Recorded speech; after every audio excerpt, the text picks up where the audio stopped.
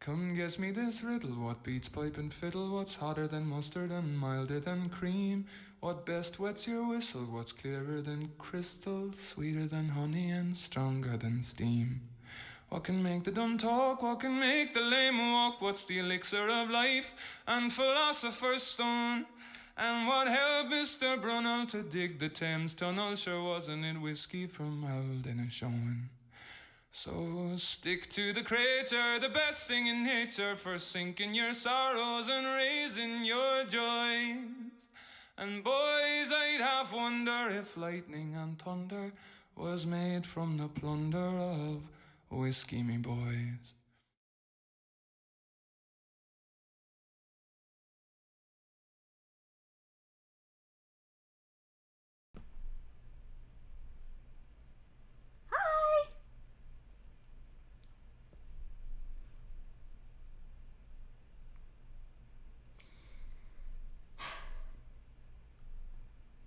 Guys, today is our midpoint. Today is our halfway point in terms of number of chapters. Isn't that fucked up? I'm halfway through this series. Or I will be by the end of today. That's fucked.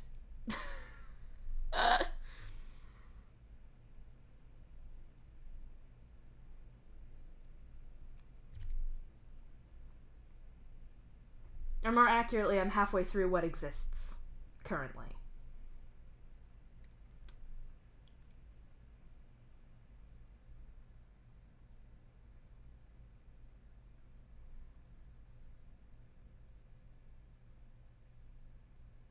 Hey, Wanderer, you said you had to not be here. Why are you still here?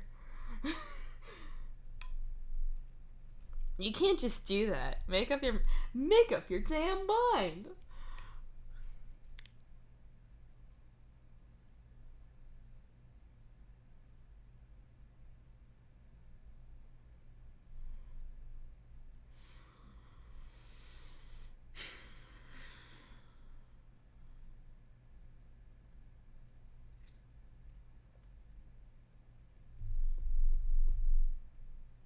Well, gang,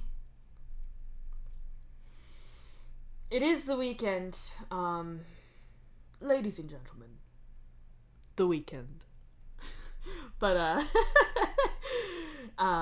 what that means is that I did sleep in today compared to weekdays. And y'all, I'm so eepy. all the time, forever. And I haven't done a whole lot today. I considered working a little bit on my own fic, and then I didn't do that. I considered... Basically what I'm saying is I haven't done a whole lot today. Nor do I particularly need to, which is okay. So. But, you know. I don't have any cool stories to tell or whatever. My cool story is...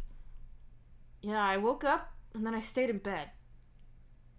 And then I got out of bed and I didn't want to.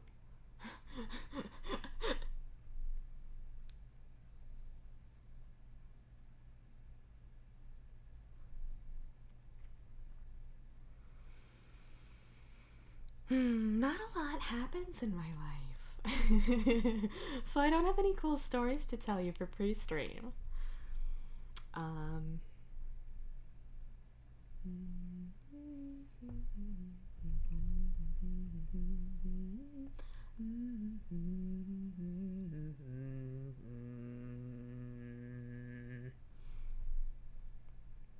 You could say something. What could you say? I mean, you could say anything, truly. But what are you going to say? You got to see your high school jazz choir.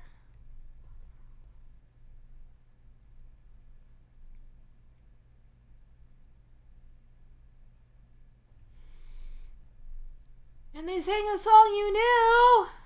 What song was it?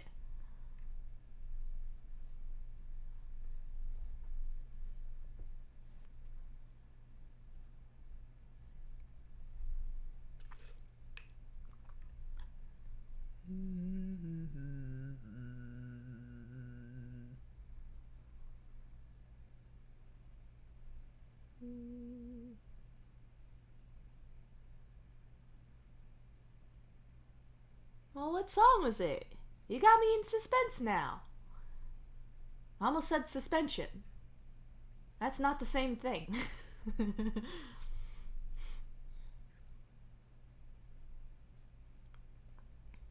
Yeah, dude. I just said that.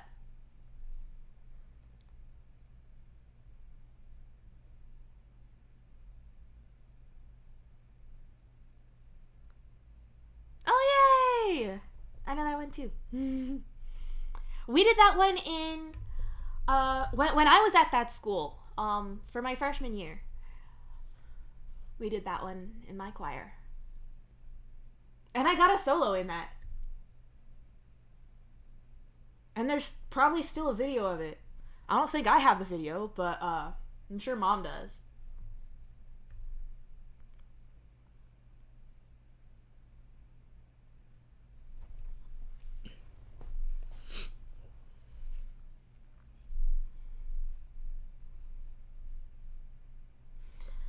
Anyway,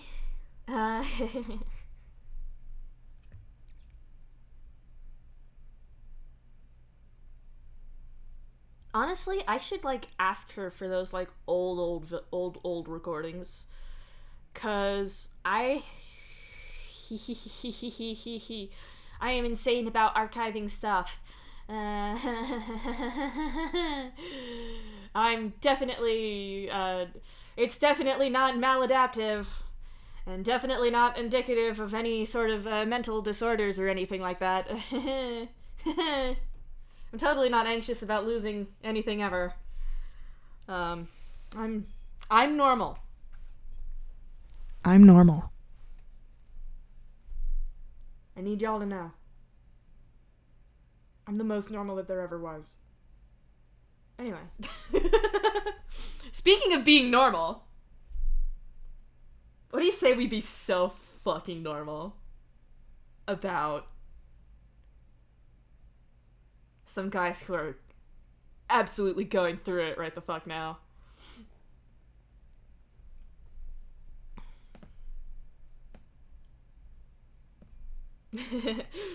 Bitch, same. Same. I lost the ability to be normal about this fic approximately the moment I started reading it.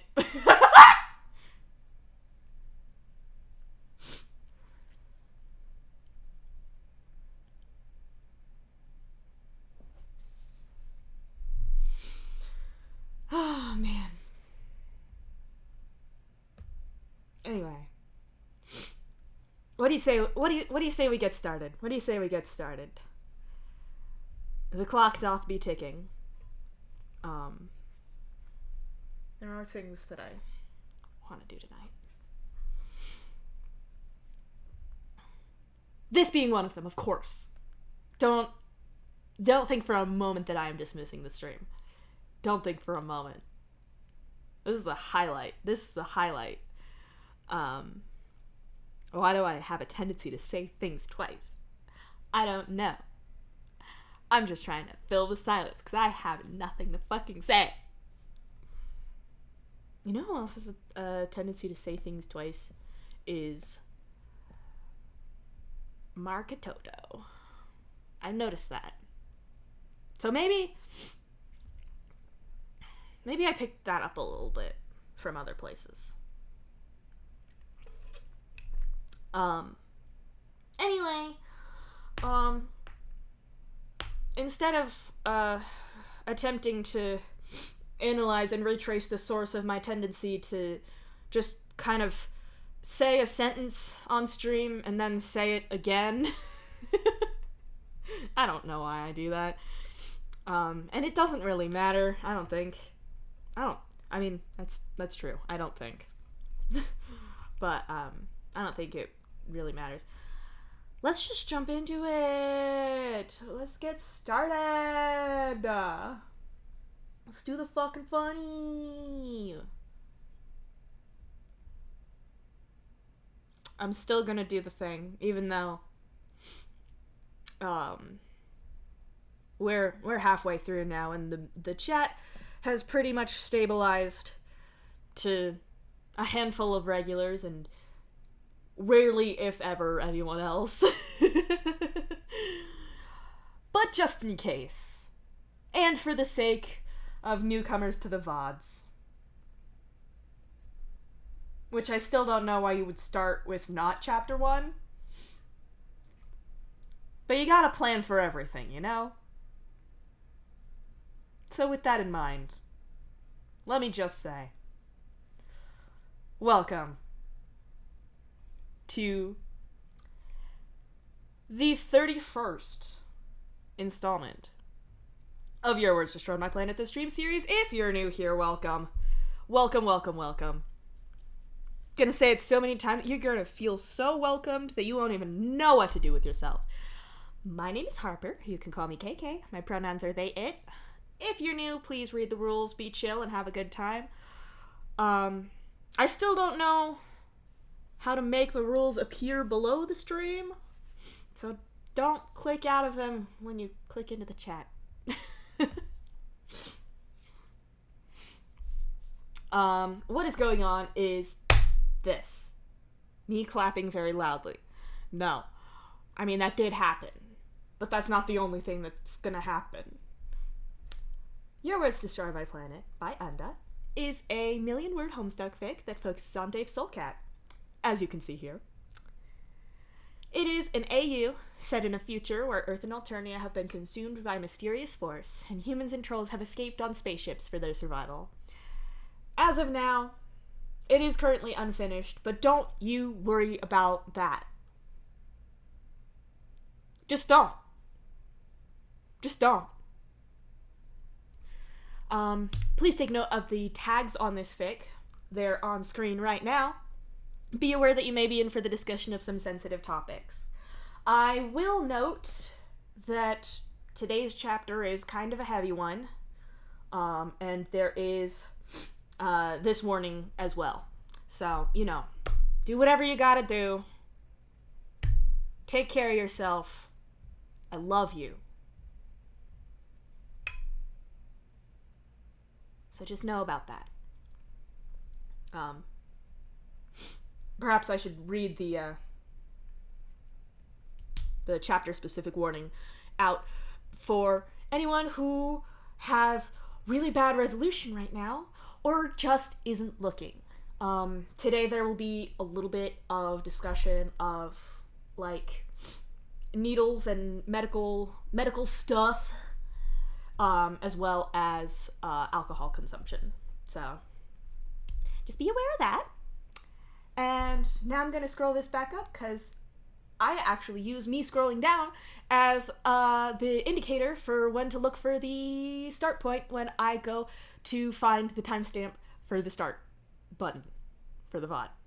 So, to unconfuse myself, I'm just gonna put it back up. Anyway, if you would like to, the blurb that I started with, I got a little bit sidetracked, but the blurb that I started with, if you'd like to read that again, you can type !fake about in chat.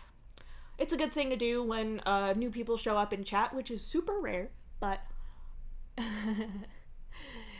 if someone does show up and they have no idea what the fuck is going on, that's a good thing for them to look at so that they can be kind of a little bit filled in. Just a little bit. If you would like a link to the fic itself on AO3, you can use !fic link to go to chapter 1. You can share it with people. You can embed it in your Tumblr pinned post. You can put it in your Instagram bio. I don't know. There's a lot of things you can do with links. You could save it as a bookmark on your home screen on your phone. You could send it to your enemies, but you could send it to your friends, which might be a little bit more useful. You could staple it to people's face if you really wanted to. What else can you do with links? You can make them go, yeah!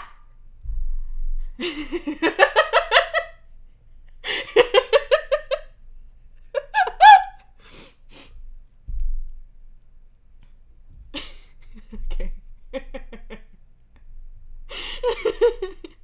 Okay.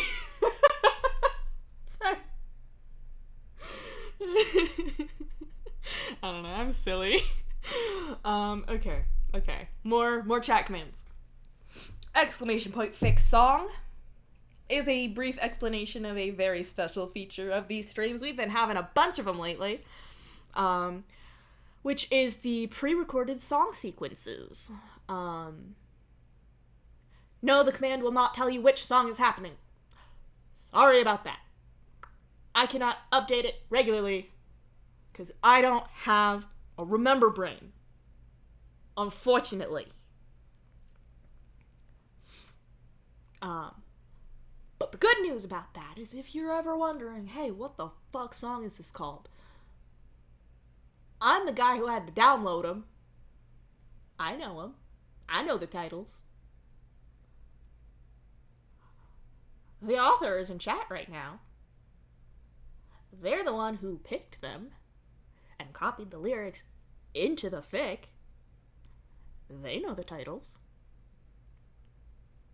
Often, there are people familiar with the fic in chat.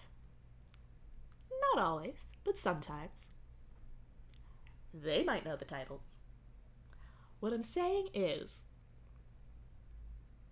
at the very least, there will always be me here. If you're painfully curious of a song title, you can know the song title. Someone will tell you, and it may be me. And it may not. It may not have to be me.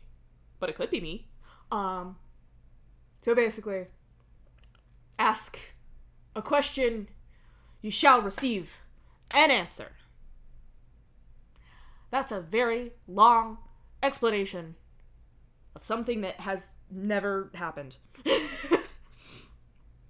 And then !fix sorry is me being a perfectionist while not being perfect. I recognize that I if I had more time, more patience, more focus, more whatever, I could there are things I could probably do better that I'm not going to.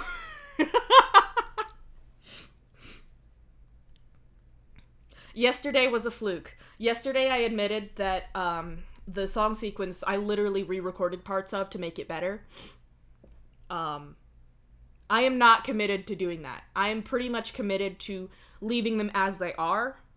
But that one, there was just a few too many choices that I had made that I was like, I don't really stand by this anymore. We gotta fiddle with some stuff. So I did do that once. But mostly, this is a live project. If I say something fucking stupid, like like unactually, then you have to promise that you're gonna be nice to me about my mistakes. Because the other thing is that there is not a whole lot I can do about the pace at which I have to speak for a lot of the song sequences. I have auditory processing issues. Those are a little bit hard for me to follow, and I made them. And yes, it took a lot of tries. Yes, it took a lot of takes. But, it's about the best I can do. And then the other thing that's in Fixari is I'm a monolingual fuck. I'm good at English. I'm only good at English. So whenever there's rare little, like, sentences or phrases in other languages that I do not speak. So, but I'm doing my best. Literally, I wrote them all down and I practiced them on occasion. Because I really want to be able to say them correctly and fluidly. And so I'm doing my best out there. But if I fuck it up, don't bully me. You have to be nice to me. That's rule number 1. Be nice to me. Okay. So far, everyone has been nice to me. Anyway, that is a very long explanation. I don't know why I decided to do long explanations today. Anyway. I'm wasting time now. The final chat command is everybody's favorite. The most obvious one. The easiest one to type because it's the least letters. ! VODs is the winner of most popular chat command for streamers to have. Probably. Maybe. Potentially.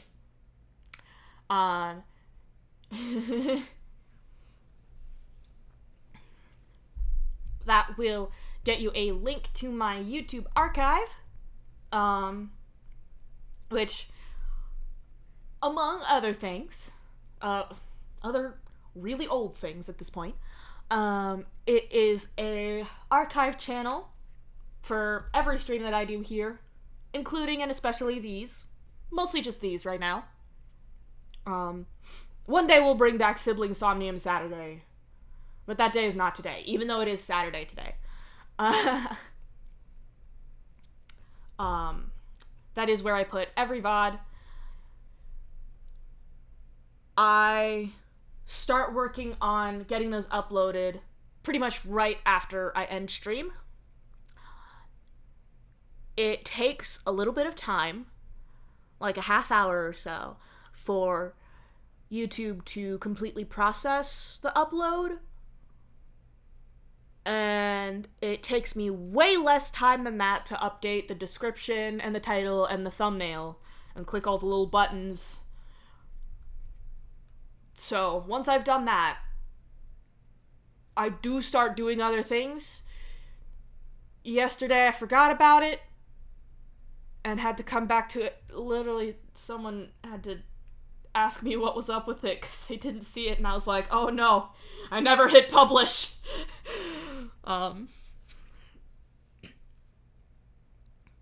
Which also gives me an opportunity to say, if I do that, like if it's been a few hours since stream ended and you don't see the VOD, you can ask me. That's okay. Be nice about it, but like, just be like, hey, what's up? Because chances are, I started it, and then I walked away.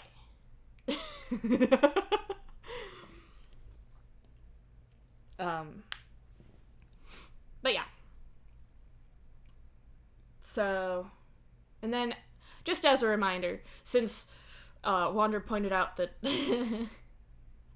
they just need a little, how much time are we talking? Because all I can really talk about now is where I put the announcements.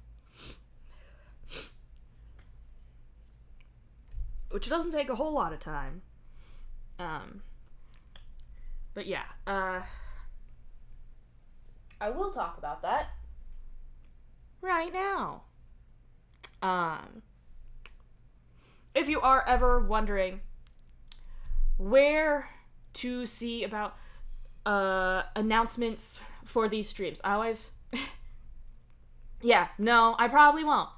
So I'm just gonna do this part, and then I'm gonna go, and you're just gonna have to deal. Okay? So anyway,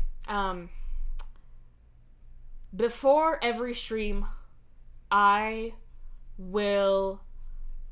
post an announcement 1 hour before I hit go live. So like today, that was at 2. Oh god, it's already 3:40. I'm gonna be on the news. I am so time wasting. Oh goodness. But what was I saying? I already forgot. Guys, I fucked up. 1 hour before I go live, I will put up an announcement in 2 places. Count them. 2. 1, 2. That those places being my art blog on Tumblr, which is Ghosted Glitch.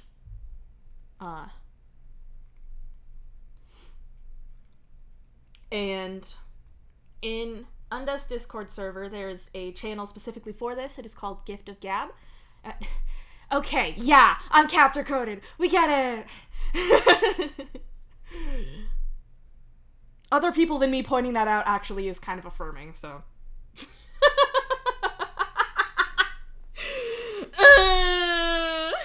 Anyway. So yeah, those 2 places, I will put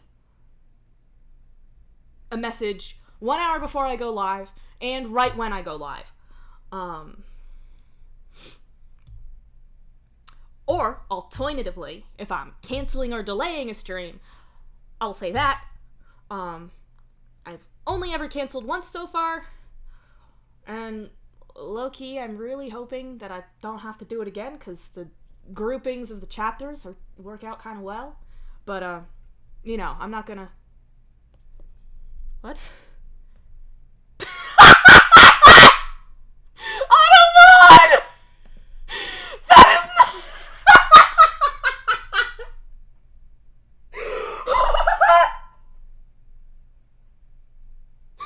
Automod took issue with Feel My Bones.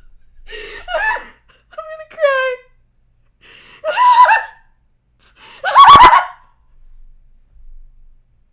It says I used ad per minute term. Feel my bones.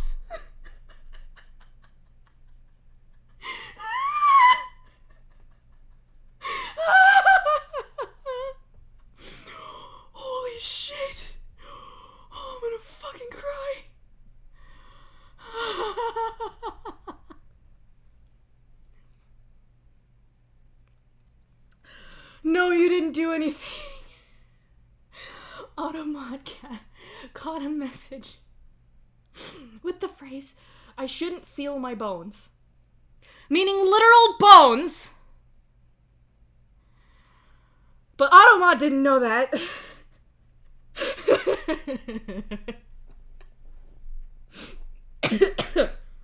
Holy shit. Oh my god.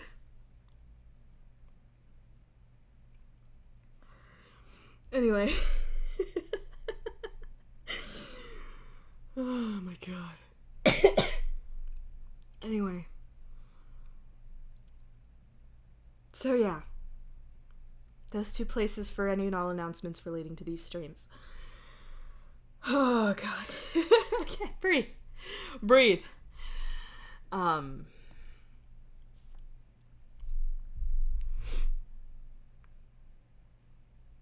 Yeah, and then you can find the updated schedule for the streams is my current pinned post on Tumblr at Ghosted Glitch. So you can find it there. You can also, whenever I'm not live, that same image will show up in the place where the video goes when I'm not live. So, easy to find. Easy squeezy.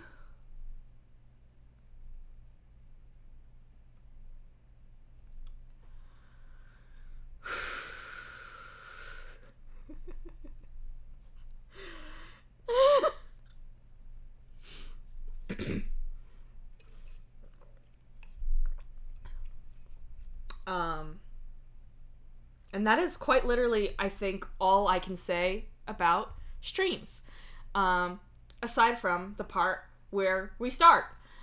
It has been 45 minutes. I hate that. I don't know what happened. I'm just very easily derailed today, I guess. I'm mad at the passage of time. Let's fucking do this. I did not mean to have that be that long. I didn't want that. That sucks bad. And I'm angry. But that's okay. We're gonna fix it.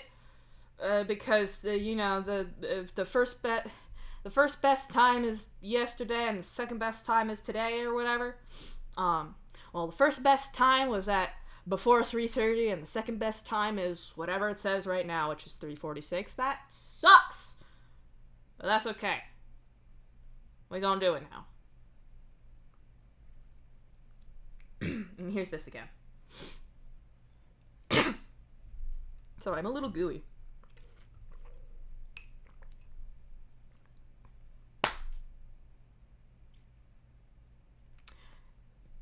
It's the moment you've all been waiting for. Waiting a really long time. I'm so sorry. I'm so sorry, dudes. Hopefully I've not been super boring. Hopefully this doesn't suck. I think it sucks. But that's just because I didn't want it to take that long. It is now time for me to say the part that is the most important, which is... This is... Now. We're going in. To Your Words Destroyed My Planet, Chapter 31!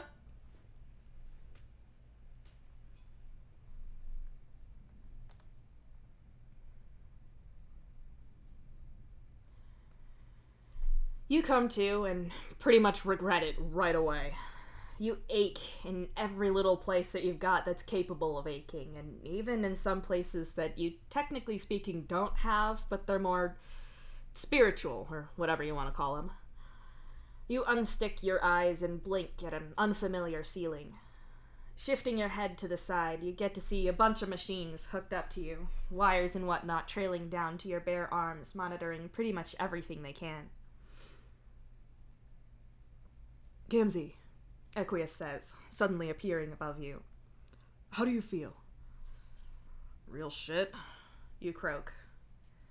You sound thirsty, if nothing else, Equius says, with a little sigh, and grabs a bottle of water.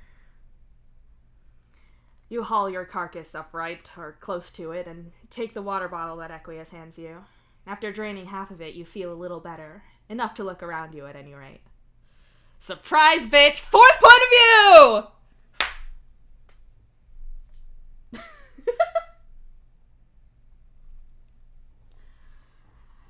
Unsurprisingly, you're in the hospital, but it looks like a small ward, and you don't think you've been exactly here before. To your left, you can see Dave in a bed of his own, and he looks worse than you feel. His face is bandaged over his eyes, and there's even some gauze taped loosely over his ears. His lips are cracked, and generally he looks pretty dead. What's even more concerning is that you can see Bro by him, and see the state he's in. When you're unconscious, your ghosts end up on a shorter leash than usual, usually confined to the room that you're in. Since they feed off of your life, they get screwed if you're low enough on health to be out cold. But that's all it is, a short range. Bro seems to be doing worse than that. He sat on the floor by the side of Dave's bed, slumped awkwardly, like he can't quite reach the floor right, like the tether between him and Dave isn't even long enough for that. He's shattered.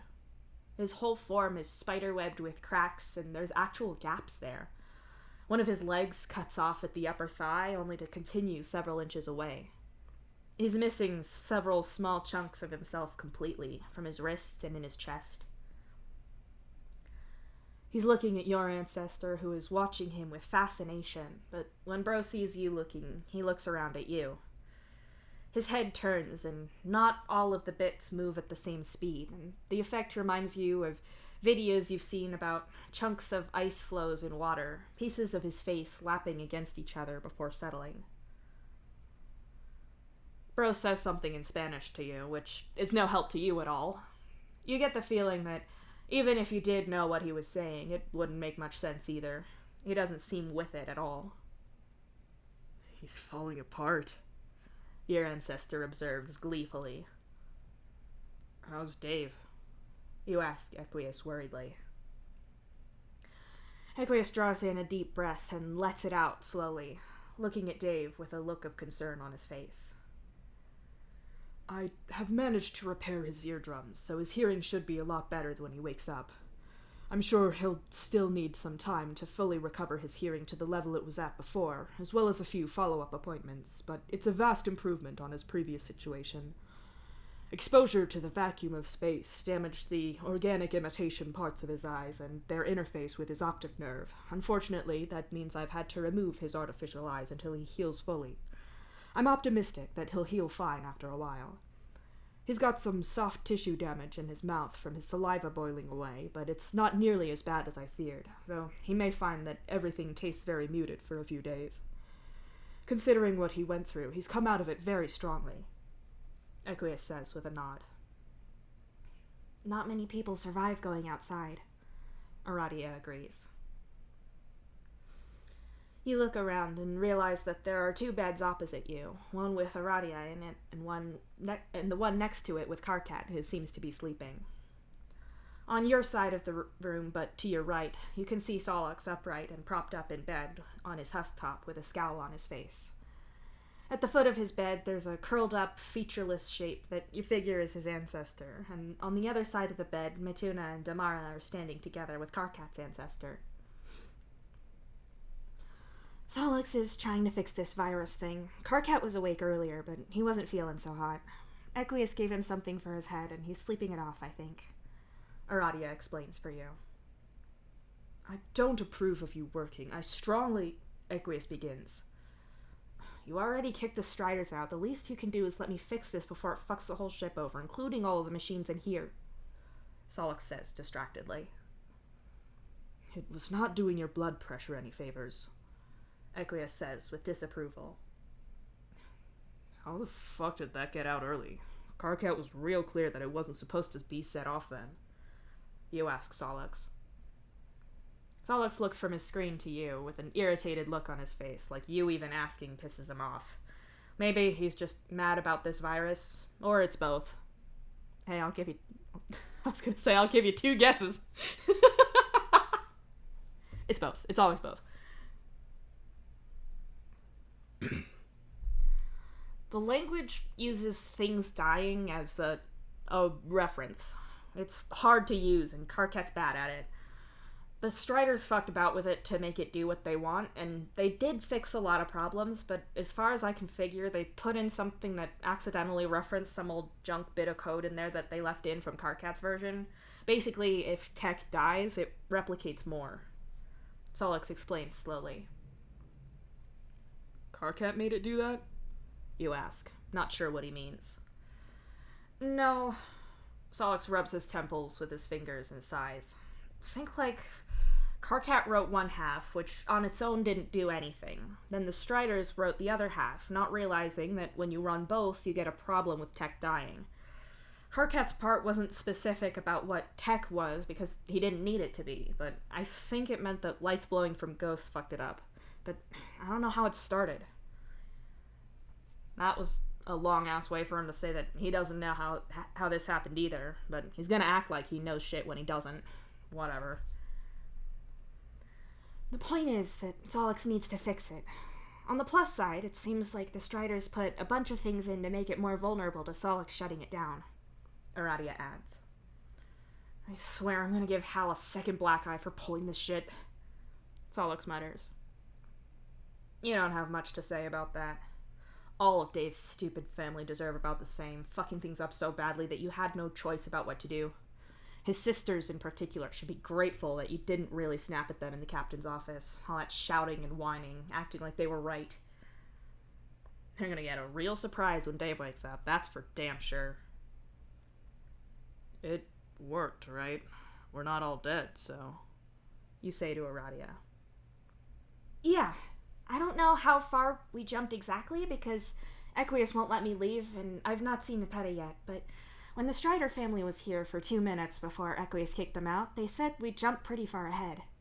Aradia nods. You have not been awake very long at all, and I have no idea what kind of toll this sort of thing has on you, since I've been entirely unaware of it this whole time. Clearly it has some impact on you all, so I am not comfortable with letting any of you leave until I have proper proof that you are fine. Equius says sternly, his hands on his hips. Weren't you going to test my blood? Solix asks, looking up suddenly. You told him to come back later since you were busy fixing this high fire that a coalition of morons started. Aradia tells him, in what you're positive is a direct quote. I don't remember saying that, even if it's something I stand by. Solix says slowly. You were typing and quietly cursing a lot at the time, Aradia adds. Well, he says, suggesting a lot of improbable places for people to put things or other parts of their anatomy. Aradia goes on cheerily. Damara and Matuna are laughing now. They're talking too, but you don't know what they're saying. You guess something at Solix's expense. Can you just stab me? It'd be less painful than all of this.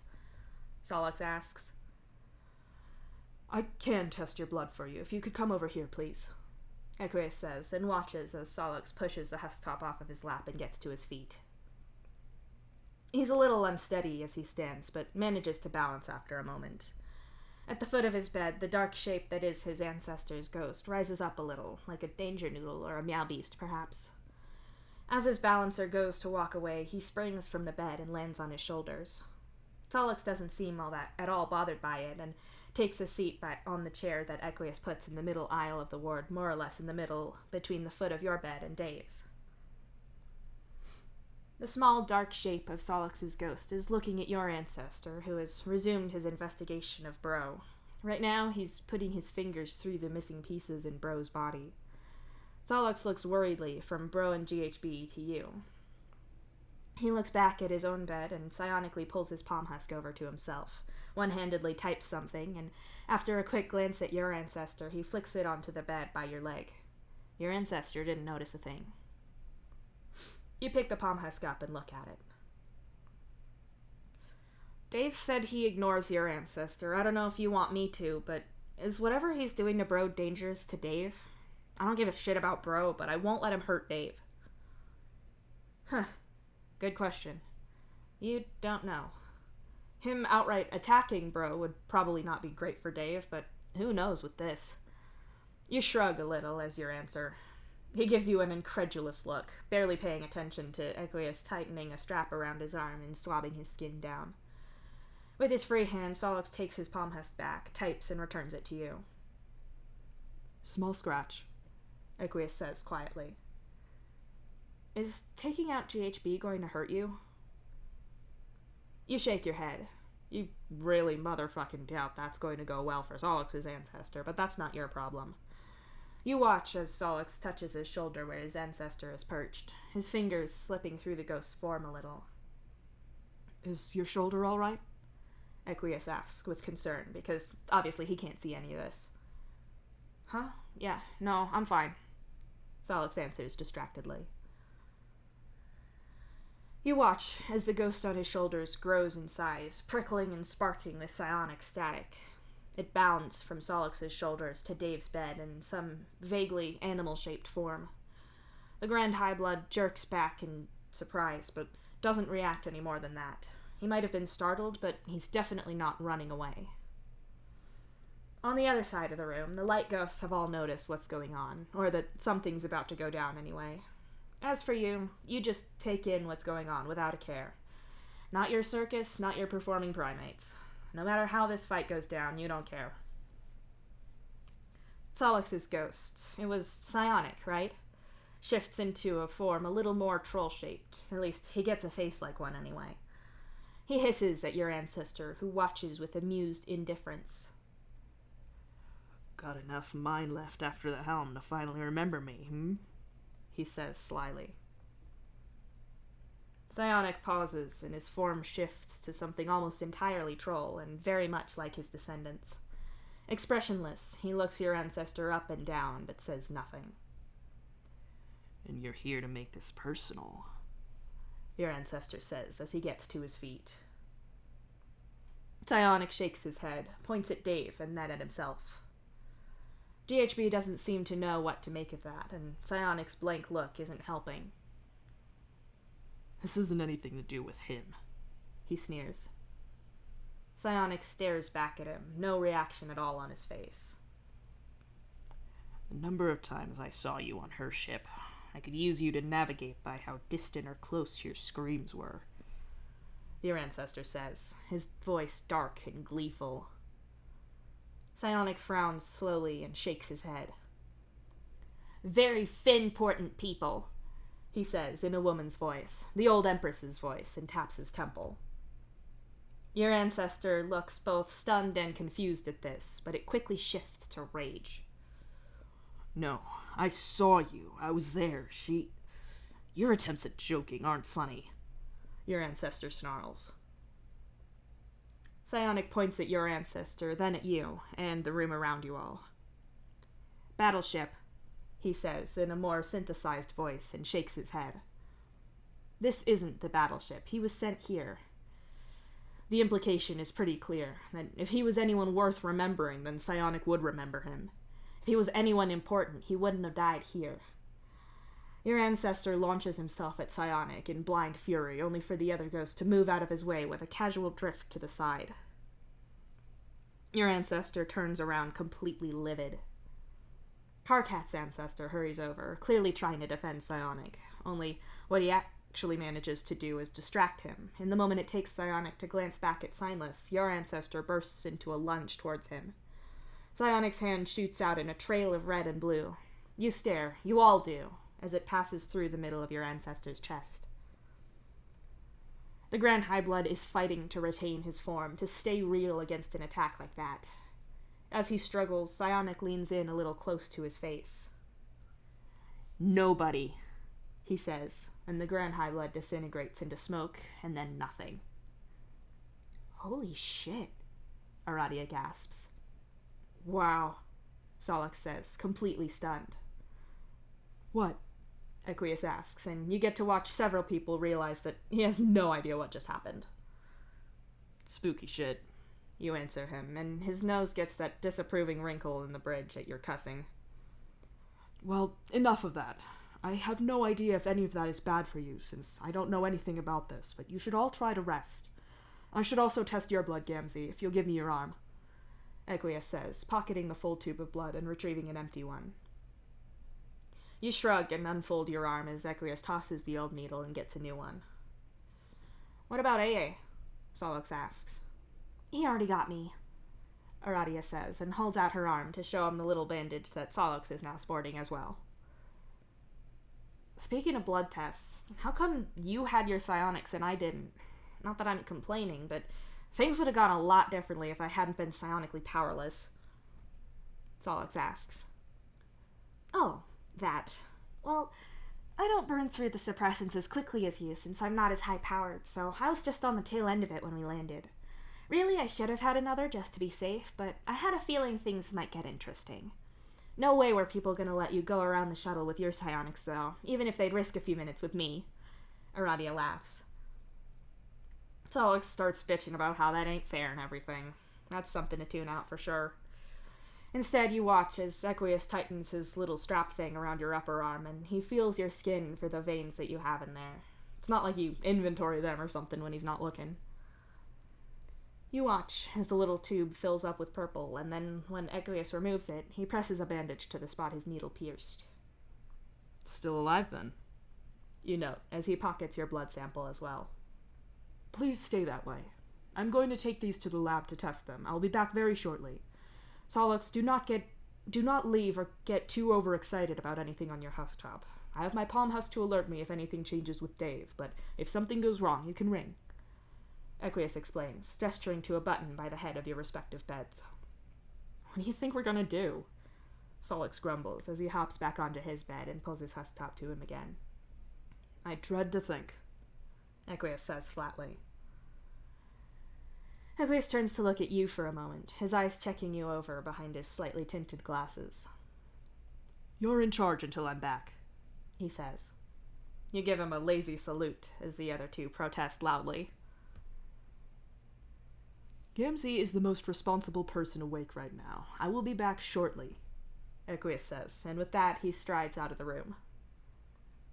Wait, does that mean he thinks that Dave or Karkat is more responsible than the three of us? Which of them being awake outranks us? Aradia wonders, looking over the other two men.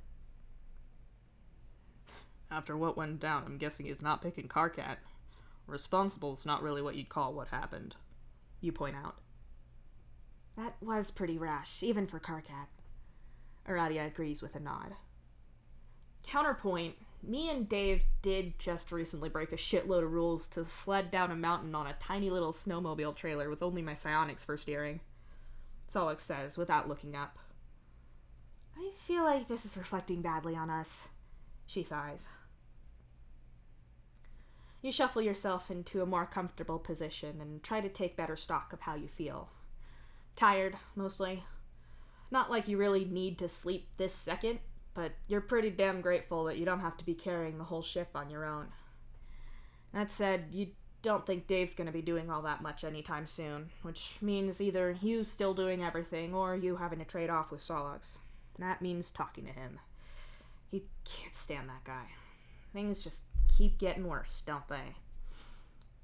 Y'all can't relate. Cannot relate. Not gonna lie. The door to your ward opens and you look over. Equius said he'd be a few, didn't he? Which you guess is why it's not him. Instead of Equius, it's Jade that walks in. Jade and that big white bark beast of hers and Dave's. Beck looks around the room curiously and spots Karkat. You can practically see the thought going through his head, right before he barks incredibly loudly. Karkat yelps and flails awake on his bed, looking around in alarm. Beck! Jade scolds him, although pretty mildly, because you know she found that funny. Clearly satisfied with himself, the bark beast trots past the panicked Karkat and over to the bed that Dave's in. The wag of his tail slows, and he puts his front paws on the bed to stand up and sniff at Dave's unconscious body. All at once, he jumps up, nudges Dave in the leg a little, spins in a small circle, and then sets himself down at the foot of the bed between Dave's legs. The fuck? Karkat wheezes. Sorry. Jade says, with a shrug that doesn't seem all that sorry to you. She can't control the Bark Beast's comedic timing, you point out. Karkat looks from Jade to you. He must not have realized you were up and awake since he went from dead asleep to this. You're awake, Karkat says dumbly. Last I checked. You shrug. Dave's still asleep? Karkat asks, like he's not sure if sleep or in a coma is right. Thanks for playing Who is Awake. Really exciting. Solix mutters as he types away. Is Equius around? Jade asks, probably figuring that this particular little conversation isn't so important that she can't cut in. He's gone off to do science to our blood, you explain. Well, I do approve of doing science to things. Jade laughs. The smile fades from her face after a moment, and she bites her lip for a second before speaking again. You look a little bit better now. You all looked really rough when they brought you in. You all did. And I know I've only just found out about all this stuff, but from what I heard, you were kind of holding down the whole ship by yourself when we were gone. After Father... Well, I'm sorry about that. And I wanted to say that I appreciate it. I'm not saying thank you, because it doesn't seem like you got much of a choice about this whole thing, but...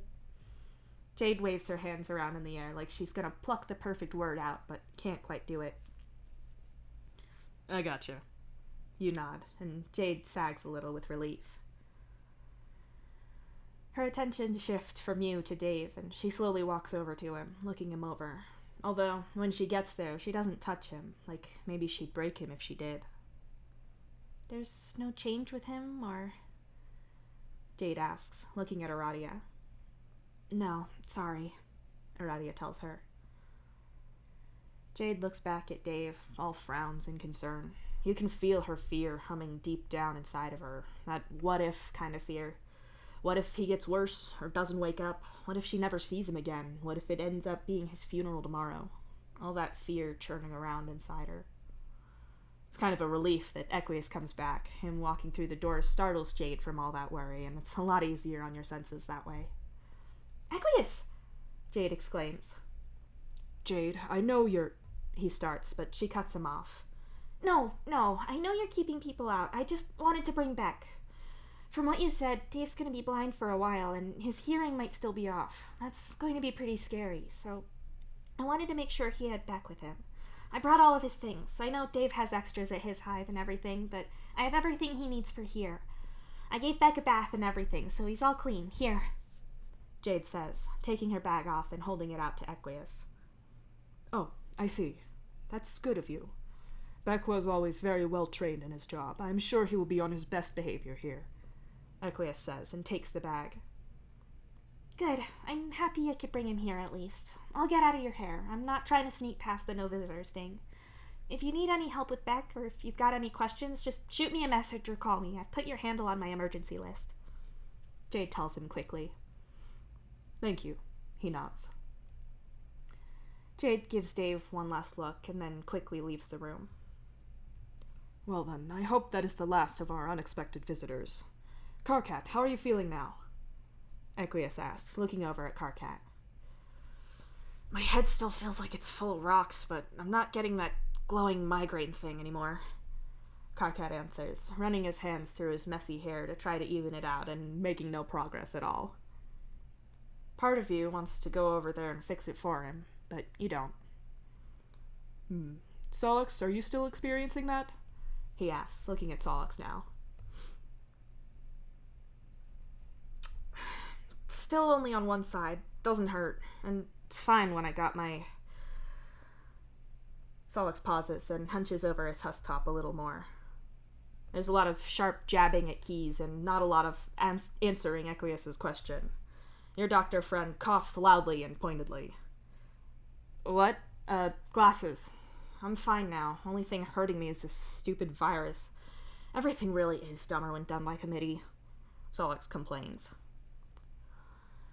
Something in Equius's lab coat pings, and he reaches in to pull his tablet out.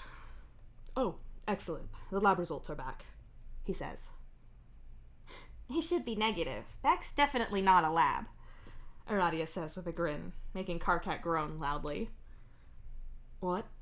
Equius says. It's a joke, you tell him, but he still doesn't get it. Labrador? But Beck isn't? Forget it. I wish Jade was still here. She laughs at my jokes. Aradia sighs. Solix looks up from his desktop, his agitated keyboard strikes pausing for a moment. The look on his face makes you want to smack him on the head just to wipe that smug and amused look off his face. It's not even directed at you, and you don't even know why he's doing it. Aradia obviously does, and the more irritated she gets about it, the more Solix seems amused. Shut up! Aradia finally huffs. Didn't say anything, Solix says innocently.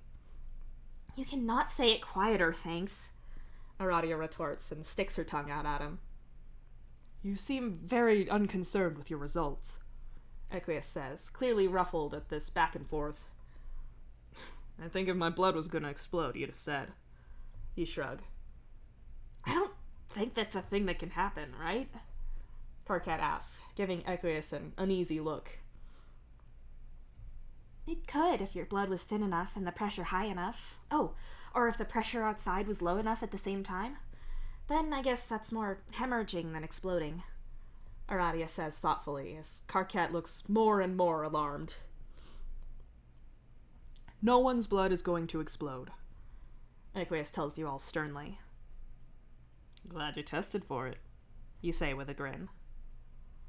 Well, if no one wants to hear the results, he sighs, turning his back and making like he's going to put his tablet away.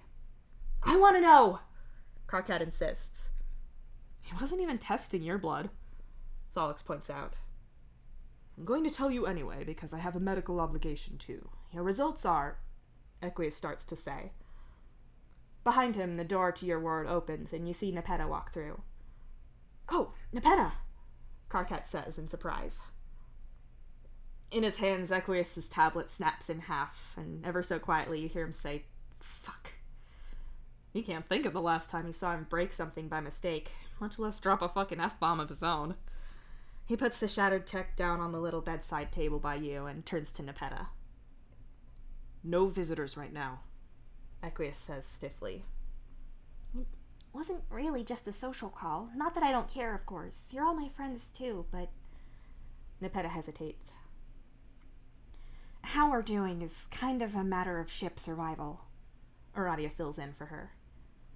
Right. Nepeta nods. She looks at Equius. You all do. He's standing there with his arms folded tightly across his chest, his fingers digging into his arms, and his jaw so tightly clenched that you think he could break some teeth again. You've never seen him look at her like this. They've been together for forever, really. Sure, they argue and frustrate each other, but this sure as shit isn't the anger and frustration that a Moira could give you from doing the wrong thing. This is legit anger. Equius, Nepeta says, making you all look from her to him to see what he's gonna say now. If you need directions to the door, I can oblige you. They are the ones you came in through. As you are not the next of kin for anyone here, you are not entitled to any information, and I cannot and will not provide you with information beyond that under ethical grounds. Indeed, your presence inflicts a conflict of interest, so I strongly insist that you leave. Equius orders her. I'm sorry. I know you were kept in the dark about a lot of this, and you have every right to be angry. Nepeta begins with a sigh. Incorrect. I was not kept in the dark. You kept me ignorant to information that I needed to know, he snaps at her. You can feel Karkat looking at you. He's probably mad that you didn't tell him, and guilty that he didn't tell you things. There's a lot of not saying things going around. There's a lot that I didn't know too. As soon as I found out about the lengths the captain was going to and what she had done, I acted. If I had known all of this sooner, then obviously I would have done things differently, she insists. Equius says nothing, but stands there glaring at her. You're all watching this go down, none of the rest of you saying a word. Even the damn bark beast is still and quiet, watching the argument happen with one dark eye and a raised ear. When we both got our jobs, we knew there would be things we couldn't tell each other. State secrets, private medical information. We agreed to work around it. I'm angry at myself for not questioning things sooner, not finding things out for myself. When I first woke up to all of this and saw everything for real, I thought it was awful too, but I was told that was how things were, and Dave and the balancers before him told me that was the reality. I tried to do my best for my friends, even though there are things that I asked that I'm not proud of. Even if I thought I was helping. I thought I was protecting people, you included, Nepeta tells him. I do not care. That you were brought into a system that said you were special, and that was why you should lead people who had been deemed unfit to confront things themselves, shows a lack of clear thinking that is disappointing, but that's not... Equius shakes his head and closes his eyes. I know. I'm horrified at myself. I wanted to help people and to lead, like Disciple used to, and I ended up an agent of a system I'd have run a mile from if it had been presented to me up front. Things got worse bit by bit. You're right, I should have been suspicious of something that insisted that I was right, that didn't allow me to question it. But I was trying to help. Disciple's horrified that she didn't see it. She's horrified at me. It's awful. Nepeta nods. You always had our backs, though, Nepeta. You're a good leader. All the sailors respect you. Dave said before, you were so much better than the people you took over from. Aradia insists, clearly trying to help. That isn't the point, Equius says firmly. I'm sorry for keeping this from you. Really, I am, Nepeta tells him. Nepeta, tell me what the difference is between torture and medicine. Tell me now, Equius orders her. Nepeta obviously wasn't expecting that, and it takes her a second of open-mouthed surprise before she manages to get a reply out. It's first do no harm, right? That's the whole first principle? She says finally. It is, but that is not the difference. The difference is consent, he tells her. Isn't that part of the same thing? You do emergency work where someone can't consent because you operate under a reasonable persons agreement. Like, if someone needs blood replaced and they die without it, but you don't know they're morally against artificial blood and would have refused it, you broke one but not the other because you didn't know. But it's only harm for them because of what they believe when it wouldn't be for someone else, right? You did tests on this, I remember, Nepeta says. Allow me to explain the difference. Consent has to be informed. If I give you a pill and tell you to take it for your headache and you consent to taking it, then you did not consent if I lied and it was in fact an emetic to make you violently sick, Equius says. Right. You can't just poison people, Nepeta nods. To be informed consent, you have to know exactly what you are getting and why, and I must be honest. If I can choose between 2 medicines to prescribe you and pick one to give you because it also has a side effect of weight loss and I think you are overweight, then I am still not getting your consent if I keep that from you. It does not matter if you consent to getting a condition treated and I am giving you something to do that. If I am deceiving you, then you do not know all that you are consenting to. To treat you without your informed consent is to control you, regardless of how much I think my intentions are for your benefit or not. It is wrong, he continues. Equius then takes a step closer to Nepeta and looks down at her. The last part is that consent has to be freely given. The examples we are given in school are where a loved one is pressuring someone to get a treatment that they don't really want, cosmetic or reconstructive surgery, for example, or where someone wants to use someone as a participant in a study and is bribing or coercing them into doing it, he says. Nepeta doesn't say anything to that. Although her mouth opens, nothing comes out. An example, perhaps, if this is too esoteric and theoretical. I check our friends over before a mission, without knowing that they're only going because they have been told that if they do not go, everyone will die. That's not good, but in that case, all I did was a physical. This is a better one, to illustrate the difference between torture and medicine. I am a medical professional, and my friend comes to see me because he is nearly blind. He wants cybernetic eyes, which is surprising given that he didn't seem to view his lack of vision all that negatively before. He says he needs it for a job and really wants them. I have every reason to think that he could do another job if he wished, and so he is choosing this. I perform the surgery, and I work very carefully to form a relationship of professional respect with him, so he trusts me with all aspects of his medical care, since I work so hard to respect his comfort and consent. Equius says coldly. Nepeta tries. The other situation is my nearly blind friend comes to me asking for cybernetic eyes, which is surprising, given that he didn't seem to view his lack of vision all that negatively before. He has been told that he has to perform this job or else everyone he knows, including me, will die. If he does not get the surgery, then he cannot do the job. He is also told that he cannot tell me about this, so when I ask him for his informed consent, after explaining everything, he has to agree.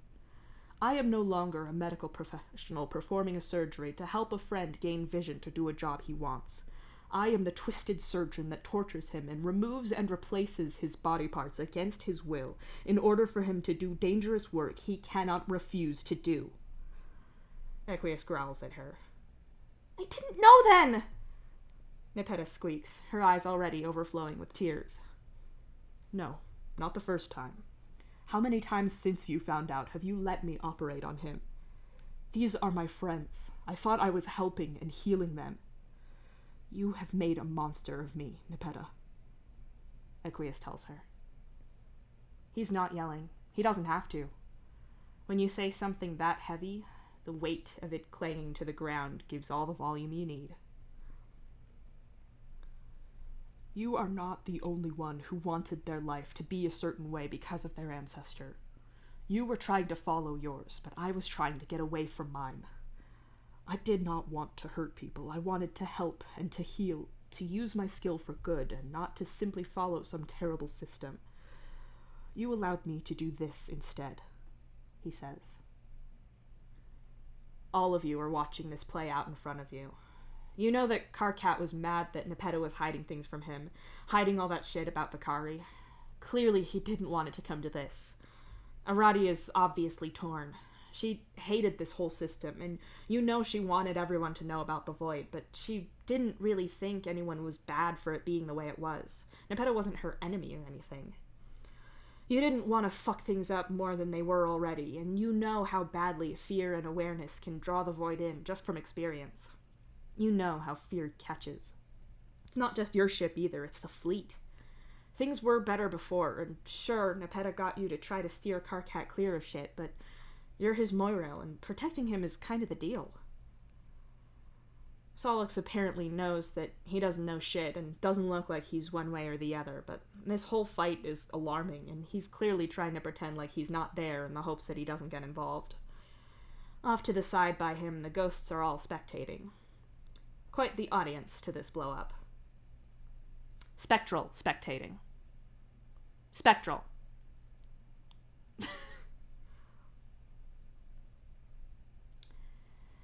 You don't even know what Dave would think about all of this. You think he was pretty close to your take on it. Shit sucks. That's just how it is. Nepeta's pretty much always got your backs. You're friends. Maybe he would have kept his eyes if his life wasn't how it is, but it is how it is, so what's the point thinking about it? You know he always went to Equius for his medical stuff, even when it wasn't for his eyes. Not the kind of thing he'd do if he had the guy down as some scalpel-wielding horror movie villain. What probably would piss him off is being used as a way for Equius to make his point, which is a little funny if you think about it. Nepeta lowers her head, her focus on the ground. You're right. I was just coming here to make sure everyone was okay. I'm not trying to make any of them get up and do things for me. I needed to know how they were doing so I could let the emergency council know, but you're right. I'd already done this, but you've solidified my resolve about it. Nepeta says softly. Done what? Equius asks slowly. We have an emergency council nominated in case the captain can't perform her duties from being sick, missing, dead, or this.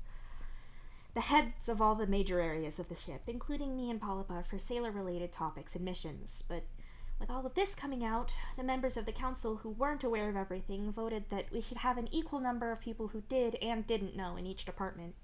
Not that we can do that now with the sailors. We've also agreed to try the captain for what she's done. Cancre's leading a lot of that. I'd put myself forward to be tried as well, which is a little difficult since right now I still need to do my job and I'm still needed. Nepeta says quietly. They haven't arrested you, though, Equius says, slowly and uncertainly. No, it's weird legal grounds, but you're right. You're right about all of it. Sometimes you have to keep information secret to protect people. Sometimes you have to make tough choices. Sometimes there's no right answer. I'd accepted all of that stuff. I'm not stupid, but I thought that if I tried to make things better, if I was good to people, if I did the right thing, then I'd be okay. But this was something terrible, and no matter what I intended, it infects things. It made me keep things from you that you should have known. Made you do something awful. It made me turn on my friend because I thought I knew better. Nepeta glances at Karkat at the end there. If you are genuinely remorseful and willing to examine and take account of your actions, to the extent of letting others examine what you knew, did, and intended, then I can at least accept that. I'm still upset and disappointed in you, though. This does not fix things, Equius warns her. I know. I'm upset and disappointed with me, too. I'm just trying to keep the ship going and stop everything from falling apart. If I can stop things from getting worse, then that's what I want to start with. I'm sorry. I really am. I never meant it to be like this. I didn't think it was like this, Nepeta says miserably. It's like Equius wakes up, or at least he realizes that he's gone and had that whole ass conversation in front of all of you and your ghosts. He's actually pretty lucky that Bro's got all the thinking power of a regular sponge instead of a think sponge right now, or you're sure there'd be a lot more heckling going on. I'll go and leave you to your work. Sorry, Nepeta mumbles and nods. We should talk later. Equius agrees, with a sheen of sweat breaking out on his skin. Literally no one in this room wants to be in here around this conversation at all, including the two people having it. Nepeta hurries out of the ward, and as she does, Equius's shoulders slump. Hey, EQ, can I go? I feel fine, and I assume the test said my blood isn't going to explode, so can I go home and help Hal with his virus problem in person? It'd also be less stressful on me to be somewhere familiar. You can slap a monitor on me if you want, Solok says, closing his desktop slowly and pulling it to his chest. I don't know, Equius says uncertainly. You're right. You can't know if Solix will work too hard. He needs supervision. I can supervise him, though, and you know I get bored of watching people code if it goes on too long, so you can absolutely trust me, Aradia adds eagerly. I will get some monitors, but you must promise me you will take it easy, Equius tells them both sternly. We will. We'll take so much easy that other people will be wondering where their supply of easy is, but we'll have it, Aradia nods. Equius looks like he's not too sure about this, so Solix rushes in to try to give him more reasons to let them go. We could stay, but since we're awake and everything, you don't want us talking here and disturbing Dave or the people who only just woke up and clearly need your attention more. Solix agrees hastily. Oh, fine. Wait here. Equius sighs and leaves the room. What? Karkat hisses at him. Don't what me. I'm in serious danger of dying from secondhand mortification here. It's every man for himself. Solix hisses back. If it's every man for himself, Karkat says menacingly, but you guess he doesn't finish that thought for some reason. My remorse at leaving you behind vanished. Not having another crisis when I'm trying to stop your virus from getting into our reactor and irradiating us all or something. Solix retorts, but he instantly drops the bickering the moment Equius returns. I didn't mean that. I'm sorry. Karkat apologizes immediately. Solix sticks his tongue out childishly at Karkat and holds his arm out for Equius instead of answering Karkat. Aradia and Solix get fitted with their monitors, receive a stern warning that they definitely don't listen to, and then they're gone so fast there's almost an outline in the air of where they were. There's nothing wrong with their legs, at least. Karkat mutters. It looks that way. I am very unpleasantly damp now, and I have been on shift for a long time now. Can I trust you two to stay put and call if you need help? As I said, Dave is attached to machines that will alert staff, and I will let the others know if something goes awry in the few minutes it will take me to shower and get a strong coffee, so that is not a problem. Will you two be fine? He asks, looking between you two. What do you think I'm gonna get up to if you take your eyes off of me for 5 minutes? Karkat asks. You look at him flatly across the room. You stop paying close attention to him for less than a whole mission, and look how that turned out. Karkat catches your look and winces slightly. You didn't have to... Yeah, Aqueous, I'll stay here and be a model patient, Karkat promises. Aqueous turns his attention to you, and you shrug. So long as my blood's not gonna explode, you say. Your blood will not explode. I will be back shortly. Aqueous sighs, and with a nod at you both, he leaves. Hey gang, I'm also gonna be back shortly. I'm gonna take a little bit of a break. Also, my dad is back inside of the country. Yay! So yeah, I'll be back in, some amount more than 10 minutes. But probably not too long more. Too long more? Probably not much longer than 10 minutes, but definitely not less than 10 minutes. That's how much. So, some double-digit number of minutes. I don't think it will. I have no reason to believe that my blood will explode, but you never know. I mean, I don't know that much about biology.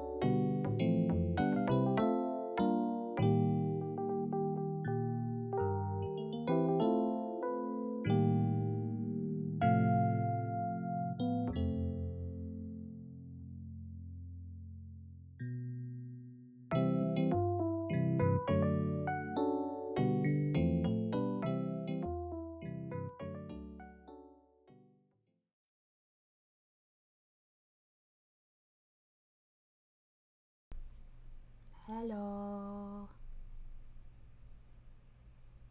Hi. Hi.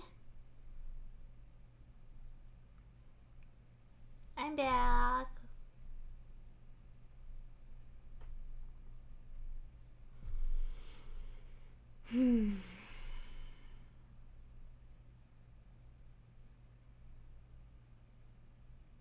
Anyone want to take a nap right now?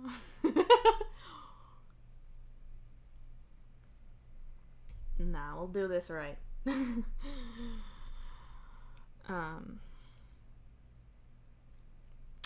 I want a snack. Well, the food I want to make would take longer than I have, so it would take too long. So I didn't do that, but I still want it. Anyway, let's get back to it. Let's switch over here.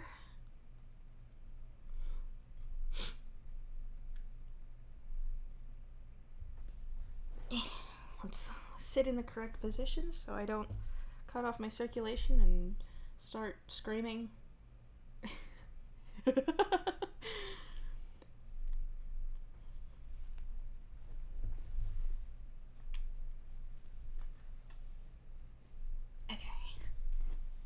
Let's do that. There. I'm ready. Are you ready? You're not. I'll tell you that right now. You're not. But it's okay. We're doing it anyway. I don't need you to be ready.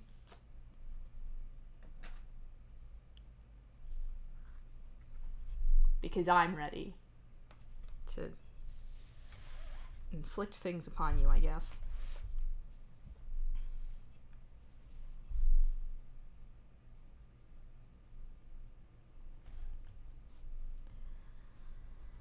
You realize that you and Karkat are basically alone now. Obviously, that was the condition that Equius was talking about, that he'd leave you alone, but you actually are. Dave is out cold. Bro is literally not all there right now. All of the other ghosts have left, so the only conscious people in the room are you and Karkat. And the Bark Beast, but you don't think Beck's gonna be participating in anything much since he's just watching Dave patiently. Karkat shifts uneasily on his bed and picks at the sheet with his claws for a moment. He keeps looking up at you nervously. So, I should probably apologize for crawling through the ship to get to the shuttle and then getting caught. Karkat starts. The thing I put you in there to stop, you point out. Yeah. Karkat nods. At least it's not an excuse. You know why he did it. The reason he escaped the hiding place you put him in was just in the bed next to you and bailed with Aradia. With a sigh, you shift yourself forwards and then flop back on your bed and close your eyes. Karkat is quiet for a moment or two, but you can hear him fidgeting and feel the way the very muted edge of his anxiety tickles your think sponge. It's not fear, so it's not your voodoo's picking him up. You know him, is all. We should talk about all of this properly, now that we're alone. Ish. and now I'm not arrested or having people try to arrest me, Karkat says. You hear him get up and trace his path to you with the soft sound of his socks skimming the white, clean floor of the ward. Suddenly you can't remember if Aradia and Solix had shoes on when they made their escape. Everyone but Dave is in their regular clothes, although this isn't the same shirt you were wearing before for some reason. The idea of the two of them booking it out of the hospital in their socks is pretty funny, you have to admit. The bed creaks as Karkat hops up onto it, so you relent and open your eyes. Karkat's expression is guilty, so he starts to talk. I really thought I was doing the right thing, keeping you in the dark so you weren't struggling with lying to your god-awful ancestor as well as everything else. I was trying to help with the balance. I didn't realize you'd be able to feel that and not know why it was happening. If I'd known, it would have been different. Karkat tells you. But you didn't know, you say. I didn't, really. He agrees. No, I mean, you didn't know shit about any of this, and you threw yourself in like you knew better, you say. I tried to find out what I could before we did anything, but the captain was taking advantage of you all, telling you that all of this awful stuff was going to happen when there was no proof of it. Karkat protests. You sit up sharply and stare down at him. If this is an apology, it's sounding very sorry, not sorry, isn't it? Yes, he lied about what Dave's mom found out, I guess. Not great, not happy about that. Except, that don't mean that the Void won't come after us harder than ever. We're just finding out in real time now, and you never asked me or anyone if they were okay with that. And now we're gonna do it all alone. You snap. But you won't be alone. Everyone knows now. And it's not right to say something might be a bad idea so no one gets to know just in case and you all have to suffer in silence. Karkat argues back. We are alone. No one in the fleet is gonna have anything to do with our ship. No one is meant to know about this, and if we talk to other ships or try to go near them, they'll act like we're pirates. The captain would have had to report that the leak started. I don't know if she did yet or not, but she's meant to. We're on our own. Nep said they got enough stuff to make a new ship for the Carapacians, but any that we pick up aren't going to be allowed near anyone else either. No trading parts with other ships, no help, no nothing. You hiss at him. Karkat is looking at you wide-eyed and clearly horrified. You sigh and lay back down again. The ceiling is easier to deal with than Karkat's upset face. Fuck.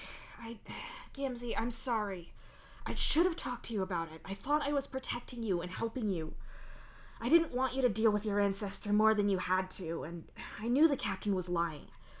I thought keeping the secret until afterwards was the right thing to do, but I'm sorry. I'm so sorry. He apologizes, and his warm hand rests on your bent knee. It ain't the lying, you sigh. The lying isn't great, though, and I'm sorry, he says again. You make a noise of vague agreement and wave your hand like you're shuffling that idea away. I lied to you, you point out to the ceiling. You were told you had to, and you obviously had more reasons than I thought for it. Also, if you'd thought, hey, I can't tell Karkat about this, he'll lose his shit and do something drastic, then you'd clearly have been right there, so, I can't really complain there. I get it. You had to keep quiet. Karkat agrees. Why do you pity me? You ask. Karkat splutters, and you sit up on the bed again, cross-legged this time, so you can look at his expression of shock and whatever else that is. After Kurlos and then getting haunted, I know I was in a bad way, so pity. I needed you. You made things suck less, and you didn't know about all of this, and when we were together, I could act like all that didn't happen. Wasn't happening. And you're there when things are too much, even if I don't normally fuck people up for pissing me off like I used to. You say. What kind of question is that? You're my Morel. Of course I pity you. Karkat manages to say. Why, though?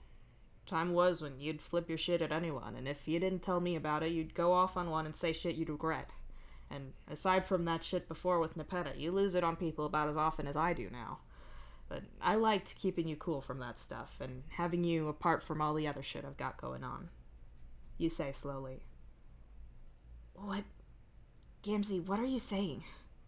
he asks you, wide-eyed, and now you can pick up fear from him. It's not like he thinks you're gonna rip his throat out. Not that kind of fear. Like, he thinks you're gonna rip out something that Equius can't stitch back together. I'm not saying anything. I'm wondering why you pity me, or who the me in there is, you say, and tap your index claw right between his eyes. You look away for a moment at Dave, still out cold, and scratch your neck for a second in thought. It's like, I'm not that kid now. I know I'm not, even if that's always deep down inside of me. But you hear all this about conspiracies and all that, and the way you act leaves me thinking that you see a wickedly terrified, blood-soaked, helpless little kid who's been lied to and made to do stuff. Like I'm scared of the big bad captain. Couldn't be that I can't do anything about being haunted, so I just do my job, or that we'd all be alone if I did what you did, or that she needed us. I could have kept you safe from her if I'd needed to. If you hadn't got caught like that, there's more than enough people who were loyal to us more than her to make sure you never got near an airlock. I just did my job. You shrug. You turn to look at him and wonder who you're looking at, really. Who he is looking at, too, even if it looks like he's staring back at you. What's he really seeing? No, I don't see you as just some scared kid, but I'm also not so stupid as to think that deals you made back when you were a scared kid aren't still hanging over you now. And like Aradia said, you were a unit together. If you acted, it affected everyone. It's not... I'm sorry. Karkat apologizes a little weakly at the end there. You shrug. You're pretty sure he wasn't going around thinking that you had very good reasons for what you were doing. You're pretty damn sure he thought he was doing this for you. Karkat opens his mouth and falters, glancing at both Dave and Beck, then the door. Are you breaking up with me? Karkat asks, barely more than a whisper. Didn't say I was, you say. Okay, but it sounds like you are. I don't want to do that, Gimsy. I pity you. I'm sorry things have gone so wrong lately, that I haven't been at my best, but now we don't need to keep all of this from each other. I can fix this, Karkat insists. Aradia says that for her, feeling void stuff is kind of visual, but mostly physical, like she feels it moving. Dave says he gets the same, but he sees it, or the bit of his think sponge that processes it as sight was doing that before he got his fancy eyes, so reality for him is a less real layer of sight. Fozer said it was really sound-based for him, with bits of visual too. For you, it's sight, but the kind where you have to unfocus your eyes a little to see it deliberately. You do that now, as Karkat is talking, and see the white glow of the future in Karkat's eyes. You can see the aura around it. You can see the aura of it around his head as he talks. We can be properly honest. I know I messed up in the past, and I'm sorry, but maybe this was what was wrong the whole time. I was stupid then, but if we can... He goes on. Hey, you interrupt, and Karkat looks at you. If we weren't together, if we hadn't been, ever, and I asked you to be my Moirel now, would you? I can't even imagine what the last decade of my life would have looked like without you in it. I can't reimagine all of that just to ask myself if that version of me would say or do something now. Karkat protests. I can, you say simply. Karkat doesn't seem to know what to say to that, so you go on. Everyone knows if it hadn't been me, it would have been Solix. You say. It's just a fact. That's not fair, Karkat says with a scowl, but he's not saying you're wrong. I'm just saying, it's not hard to imagine how you would have been if it hadn't been me. And I'm not saying we didn't need each other, but do you think you'd agree now? Do you need me now? You ask. I want to fix this. You're not just some placeholder for Solix. Don't act like you are. I've never lied and said I didn't have feelings for him, but I wasn't desperate for him and Aradia to break up so I could get a chance, was I? And just because there are feelings there doesn't mean it actually work. My whole fucked up quadrant problem sucks, but it works with you and I get to be your Moirel. That wouldn't change in this alternate timeline that you're making me go on about. I care about now, and... Karkat says, the light around him getting stronger. You're scared. You interrupt. You think? The ship's in chaos. I have magic powers. There's a conspiracy. Alien lives depend on us, and we might be pirates now. Do you want to work up to more controversial statements like water being wet now, or what? Karkat snaps at you. Yeah, and the future's big and scary, but you know me. So if you can fix this, then you know one thing in your future that's going to be the same. You're dragging the past into the future, so your future is not just future. You're not even saying that you're happy. You point out. Karkat's staring at you, and the light around him flickers and dies, so he's just Karkat. And I had you. You didn't know all about all of this, so I got to be around you and not think about all this shit. You were safe, and you got me out of being that fucked up kid. But you know now, and all that shit with the void and everything is out there, no matter what. You go on. You and Karkat look at each other. You like him. You always have. You think he's funny, and you click well when it's him getting riled up about something, and you can just chill and laugh with him about it. He doesn't spook so easily at the voodoos you don't mean to let out, and you don't feel the need to look for other quadrants. It fits. Karkat's hands clench the bedsheets slightly, and you watch as he looks up to ask you a question. Would you be my memorial if I asked you out now, if we hadn't been together before? Karkat asks slowly. Yeah, we get on, and things line up and all. You say lightly. Okay, but are you happy with me? Karkat asks you, with a scowl forming on his face. I like you. I like living with you. Things are nice. I'm not happy. You say, honestly. That's not the same as being happy. Karkat insists. Guess so. You concede. From the expression on Karkat's face, you'd think his spit had all turned to lemon juice. He reaches up and pulls all of his hair back from his face so tightly and intensely that it makes his eyebrows pull up enough to make him look a little startled. Are you... You try to begin, but Karkat started at the same time as you, and he has way more volume and intensity. You watch as he topples back on the bed, which leaves him sideways on it with his head and arms off of one end and his legs off on the other. Oh, hey, the legs are kicking angrily now. You look over at Beck, who has turned one ear in Karkat's direction, but is otherwise not reacting. This isn't the first time that bark beast has seen Karkat like this.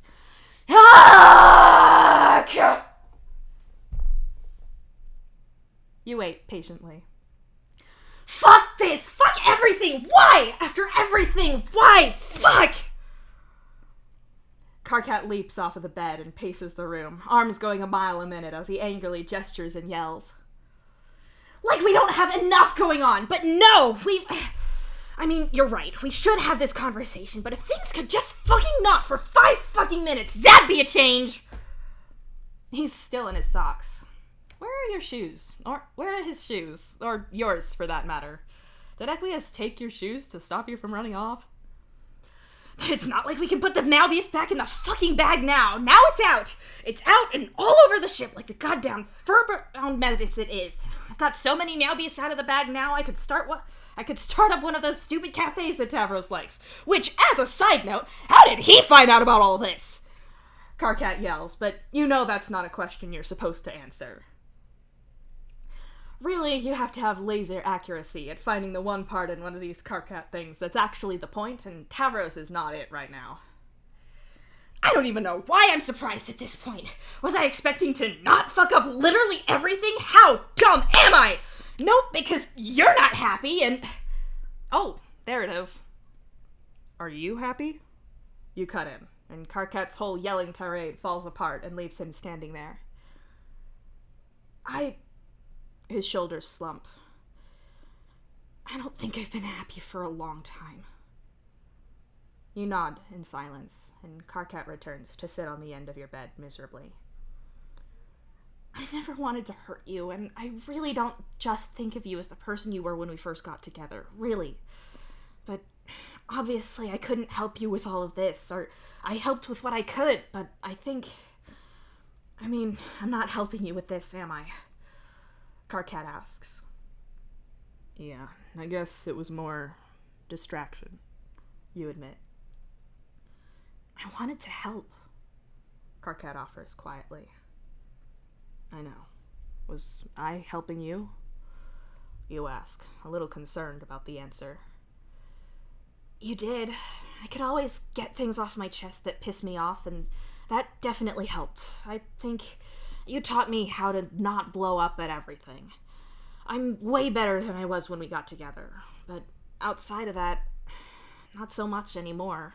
But I care about you. I guess not pity, but I love you, Karkat says uncertainly. The whole human idea is so weirdly vague, but sometimes you guess your feelings are weirdly vague too.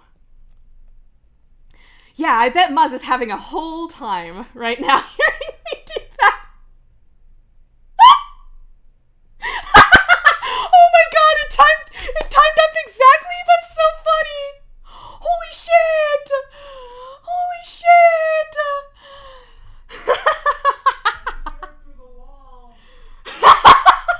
No, yeah, I bet, I have no doubt that you heard every word, but holy shit. It was in 4 sections. It was like, fuck.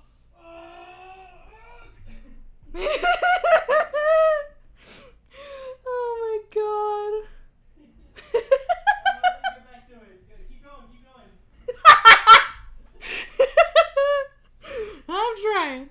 I'm trying. Oh my god, my face hurts now.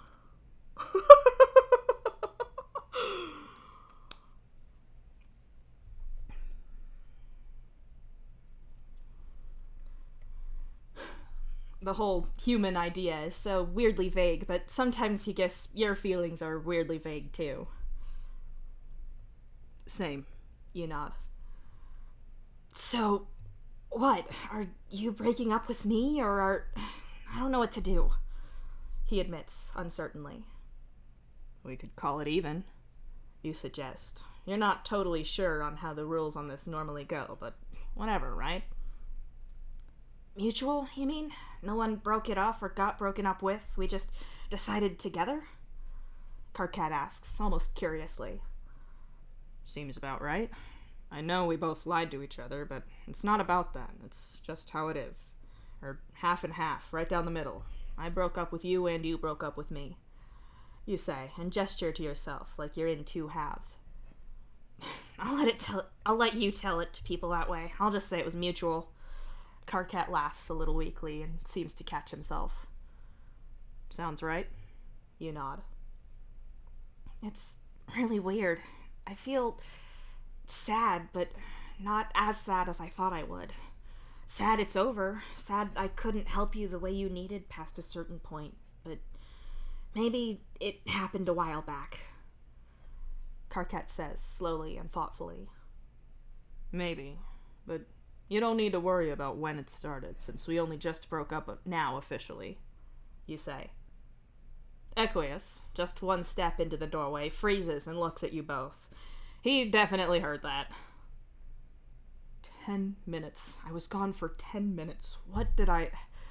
I'm sorry to hear that. Please, go and lay down and rest and not get agitated.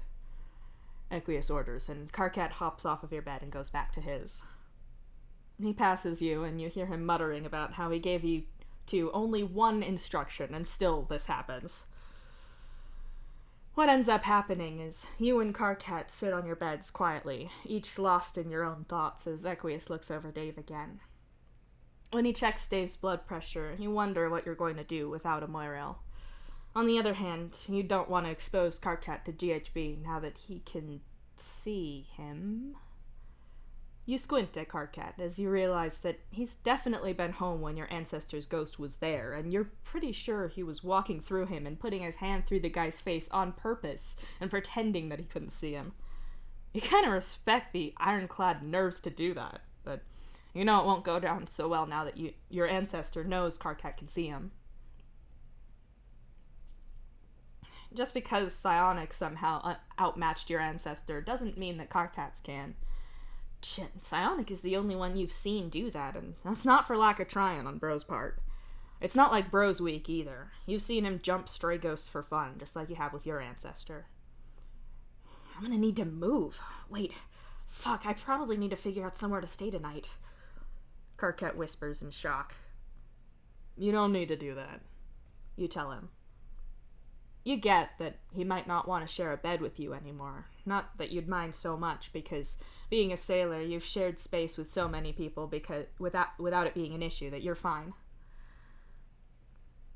I've never slept on our lounge plank without my posture pole taking industrial strike action and mauling any nerves that cross the picket line.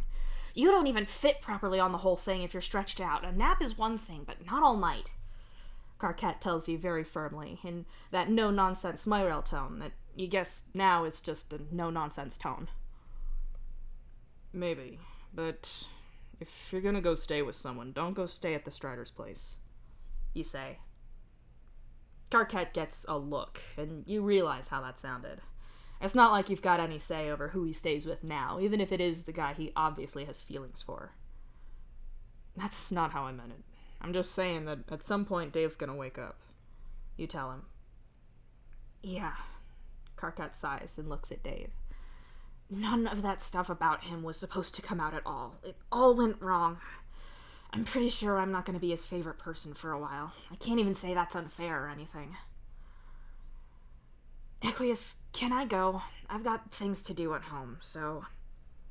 Karkat asks. Equius slips the blood pressure monitor off of Dave's arm and shakes his head kind of despairingly. He goes off to get a monitor and also Karkat's shoes. He also brings a lecture about Karkat looking after himself and what to look out for if he starts to feel off, but the end result is that Karkat leaves. He leaves you with a look that's regretful but kind of relieved, and you don't know how to feel about that. Are you going to be all right? Can I help? Equius asks awkwardly. Is Dave dreaming? You ask, instead of answering that. Equius falters, not sure if he should push you or if he should go with it. He goes with it. I'm not sure, to be honest. There's some brainwaves that would suggest sleep to me, but it's not quite right. Then again, I don't know what's normal for him. I've never had a reason to do a sleep study on Dave. Equius tells you. Right. You yawn and scratch the side of your neck. I think I might get some sleep too, you announce. You lay back, throw one arm over your eyes, and settle down to sleep. You're a sailor, so it never really takes that long. The thing about balancers and dreams is that all of you have the void in your dreams in some way, even if it's just interacting with your ghosts. You and Dave have a particular thing. You can get into each other's dreams. Very, very rarely you'd brush up against one of the light balancers, but it's never the same as with Dave. You guess you're on the same wavelength.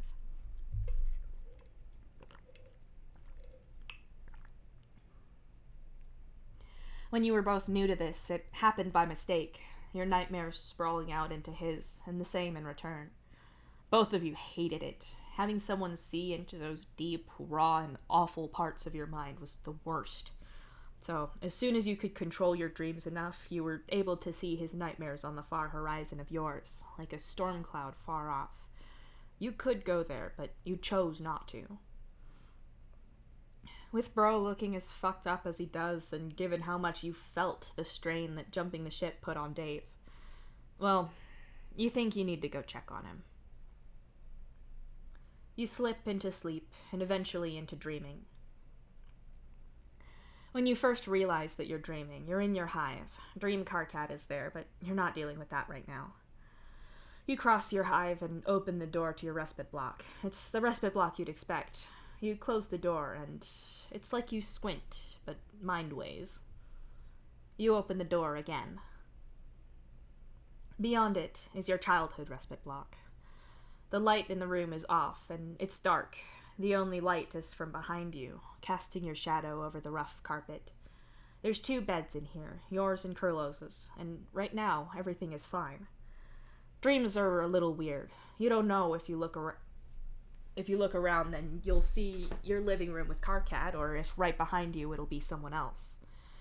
You're not about to sign up for tangling with your actual ancestor's ghost, or a dreamed-up version of him, so you just don't turn around. Instead, you walk into the room, your feet sticking to the shitty carpet with every step. You try not to breathe. You always try not to, but eventually the metallic smell of Kurlos's blood invades your senses. You stop at the edge of your bed and know that you're not getting under the bed at this size. You won't fit. Your knee touches the floor, already blood-stained. Your hand follows it, purple welling up between your now skinnier fingers from the shitty carpet beneath you. You wriggle under the bed, smaller, younger, weaker. It should end an arm's length from where you are, but you crawl much farther than that. When your elbow hits wood, you pull yourself forward and sit up. Feeling around, you realize that you're under a desk now, and as you realize that, a shape of it paints itself in the air. You get out from under it and stand up, moving through a cloud of scent that puts a faint shape of Dave's mother in the air. Interpreting Dave's dreamscape always means going through his senses, which sucks when they're really early memories. You know enough to know that this is the kind of impression of her that means that she's not here now, but was. You move by tracing the edge of objects as you go. The world around you is a hazy and confusing mess, but when you get close to things, you can see them a little. Still, it's a dream, and it's Dave's dream. You've been here before, and even though it's been a long time, you can't forget the way it makes you feel. Dave's issues are built into his dreamscape just as much as yours are. Your ancestor would watch you sometimes, staring and waiting, but most of the time he'd be gone entirely, since he didn't want anything to do with either of you. So, yeah, you dislike a violent man 3 times your size staring you down when you were a kid, but so would anyone. Dave is on a whole different level, though. The feeling of being watched follows you everywhere you go in Dave's dreamscape. When you navigate with them, the walls often break into 2-way mirrors, and there's always figures subtly moving behind them. You hear cameras shift and whir above you, tracking your every move. Okay, I was trying very hard to ignore to move on when I saw you said Somnium Scan activate, which is so true, by the way, but I just realized that I literally have that voice line on the soundboard, and I can't ignore it. Somnium Scan, activate! There you go. You're welcome.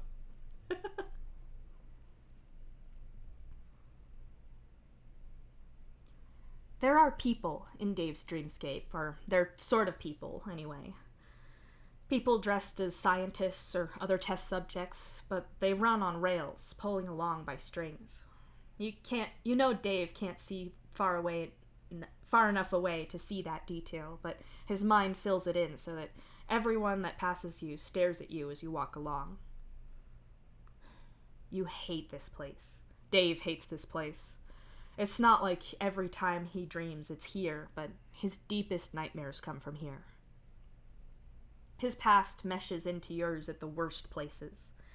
If Dave is stuck, it'll be down here, and you know where he'll be. The place is huge, nonsensical geography, and a terrible lack of depth perception making it almost impossible to navigate. At least, it would be if you didn't know the way. There's no route there, mind you, no path that you can memorize. You just walk until you find a way to go that makes you want to back the hell up and not go there. And then you go anyway. When your vision goes back to normal, you know that you're close. When the floor and walls start fracturing apart, you know you're closer still. And there he is. Dave is standing at the edge of the hallway, staring out. He's smaller than you are, younger right now by a good few years. You know what this place is. It's the place the test pods were launched from. Everything here is as fractured as Bro was, sections of the floor broken apart from others, with empty, infinite blackness beyond them. There's no sense of being watched here, no ever-present eye studying your every move. just this place where the world fell apart. As you get closer to Dave, you see that his pale skin is veined with darkness, that his eyes are solid black. Not black like his artificial ones, but black as the void. You move around him, not that he seems to notice you. Ahead of him, the wall is broken out, and you'd thought that his foot was slightly over the edge, but it's just touching a cable. The shining steel cord spools out through space, weaving a path between smashed jigsaw pieces of the pod. It winds through them and out, and out, and out. Out there is nothing but darkness, true darkness, void. His foot is on the cable, and you know that he could walk on it, could follow its path out, and never ever come back. That's what happens sometimes. You channel too much of the void, push too hard, use it too deeply, and you go away somewhere. You die from seemingly nothing, or sometimes your body stays alive, even though your soul has wandered away for good. Dave, you say quietly. Can you hear it? He says back. You know it's in Spanish, but his meaning gets right into your head anyway. I'm not listening. It just wants to eat us. You tell him. I know, he says softly. You touch his shoulder, and he blinks, his eyes back to human white and red. He looks up at you and frowns a little. You looked like you were getting lost. Bro was falling apart, so I thought something was going down. Turns out it's that. You explain, and jerk your horns at the hungry void trying to lure Dave out. Oh, Dave says. You walk away and sit down with your back against the far wall, looking out through the broken wall and at the void beyond. A moment passes, and Dave joins you. It worked then? Dave asks as he sits. Seems like it. I ain't got the specifics as to how far we went. We're still both in the hospital, and Nepeta wasn't exactly sharing with us when she came by, but Aradia said we were good, so yeah. You shrug. I'm so fucking tired, Dave groans. You could say that you're both asleep, but you know that's not the kind he means. Same. I didn't need all this shit. Father dying, everything going wrong, all that shit with Karkat. You agree, wearily. Silver lining. At least you don't have to work on keeping things secret from him now. Actually, scratch that. I know I don't have to do that now, and it feels a lot more like an arsenic lining. Dave groans. Yeah. We broke up, though, so... Fuck. You tell him, a little helplessly. Dave stares at you wide-eyed in disbelief, and then shakes his head. Wow, so, 10-year curse? Yeah, I think we're saying that. Cursed. Dave nods. Motherfucking unholy curses sounds about right. You agree. The pair of you stare out into space again. The void is clearly still hungry, but it's not got enough of a lure out for you to make you want anything to do with it. You don't know about Dave, though. Dave wraps his arms around his knees and holds them close to him. He's so small. This is one of the reasons why you two don't do this. You're seeing him how he feels. There's no hiding from any of that. This dreamscape forms itself around what's really going on with him, and it's a lot to cope with. It's a lot to see of someone, and a lot to show. Solix is a balancer now, Dave says finally, not looking at you. Yeah, you say, because you're so thrilled about having to work with the guy for the rest of your lives. Jade broke up with me, he adds. Shit, so 10 years really is cursed. Fuck me. You whisper in awe. You whistle in awe. Also, I might be gay, or at least I'm gay for Solix. Dave goes on. Oh, bro's gonna kill you, you say in quiet horror. Yeah, that's the thing about being a past balancer. You got to hear everything bro said to Dave when you were at school together. You just know how he's gonna take that if he finds out. Yeah, it's gonna be so bad, and I know he's gonna find out. I know he already suspects, Dave says with a shudder. Fuck. Maybe you can get Solix's one to rip his arms off. He took out GHB right in front of me. You tell him. Yeah, to be fair, Psionic seems weirdly into keeping Bro away from me and straight up mauling him, Dave admits. You kind of admire that dedication to carnage. It takes a lot of emotional power and psychological strength of will to be strong as a ghost. Then again, if he was in a helm, you bet he's got a lot of rage to work out. I'm kinda looking forward to watching that. You grin. I'm not. He's not gonna be there all the time, and we're gonna be the ones paying for it, Dave says miserably. At least, in your case, you think your ancestor's not going to blame you unless you start deliberately sicking psionic on your ancestor. Bro's more the type to blame someone else for his weakness. Yours is more likely to make a plan to murder psionic back. And now the whole ship knows everything about us. Knows about all of this. Dave goes on, waving an arm back the way you came, through the labyrinth of a laboratory. The way I figure it is, you start slowly. You've only got to drop 1 to 2 people off of a balcony for trying to thank you for your sacrifice before people wise up and stop doing it. I can't really drop my family off a balcony, can I? Dave points out. Well, you say lightly. Dave doesn't look at all amused. That's okay. You're definitely joking. Unless he was going to take you up on that, in which case you weren't. It's going to be all, why didn't you tell us? And I should have known. Let's make this all about me. Dad's going to either be disappointed or mad at himself that he didn't figure it out and help me, and I can't deal with either. And I've got to look all of them in the eye after they just blasted my worst moments to the whole ship and fucked my life over. Like I've got to be grateful that they helped me. I didn't ask for their fucking help. Dave snarls, his fists tightly balled up on his bony knees. Everyone's got a motherfucking agenda. You sigh deeply. Dave gives you a curious look, so you elaborate. Your dad wants you to be a certain way so he's a good parent, so he helped all this to make it so. Your siblings are pissed that they didn't help then, and they feel guilty, so this is some big thing so they feel better. The captain wanted to use us to fight the Void. The Void just wants to eat us. Jade and Karkat wanted us to be whoever they saw. You date someone, so you gotta be that. Everyone wants something. You wake up, and it's gonna be all of that all the time, and no one cares about you just for you. Everything sucks, and it's not getting better. If anything, shit's getting worse. You explain. Wow, thanks for the cheery pep talk. I'll just go hurl myself into the Void now, then. Dave says flatly. I'm not here to lie to you. You snort. Dave looks at you for a moment, and he shifts from being a little kid to the teenager he was when you first became a balancer. He was still skinny and small then, but a little like he'd been stretched and not grown in properly yet. Honestly, given your own body right now, the same was true for you. You were just hitting your growth spurt when it all went wrong in your life. So, what's your agenda then? Dave asks you quietly. You know mine. I don't want to be the only one doing this job. It's easier with you.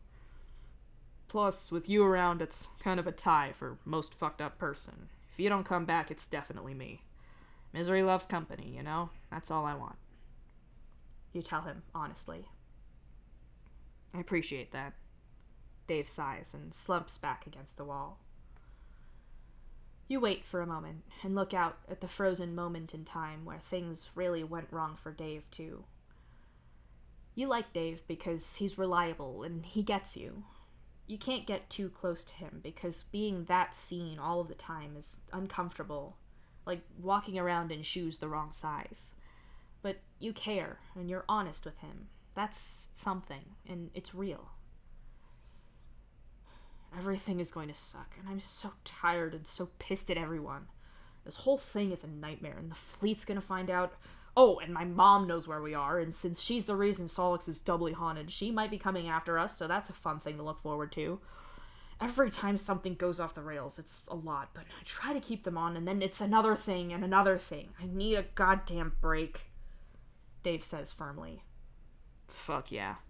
You nod wearily. When I wake up, he starts again. Oh, Equius took your eyes. You fucked things up with the space thing, but he said he'll give them back soon. You're also not as deaf now. He did something to your ears, so that's better. Jade brought back, so that's something. You tell him. I'm gonna say that evens out. When I wake up and I can get up and whatever, let's go to Tortuga and get completely wrecked. Responsible Dave is gone for now, and if anyone has shit to say, they can... Dave gestures helplessly. Get thrown off a balcony? You suggest. Yes! Dave agrees firmly. That's a terrible idea. Worst shit that's ever been spoken by anyone. I'm in, you say, and get to your feet. You haul Dave to his, and for a moment the two of you just stand there in the ruined hallway. I can never wake myself up when I'm here, Dave says unhappily. You grab Dave's hand with your left and open your right fully and hold it near Dave's face. Dave catches on and opens his hand too, palm facing your cheek. On 3, Dave says.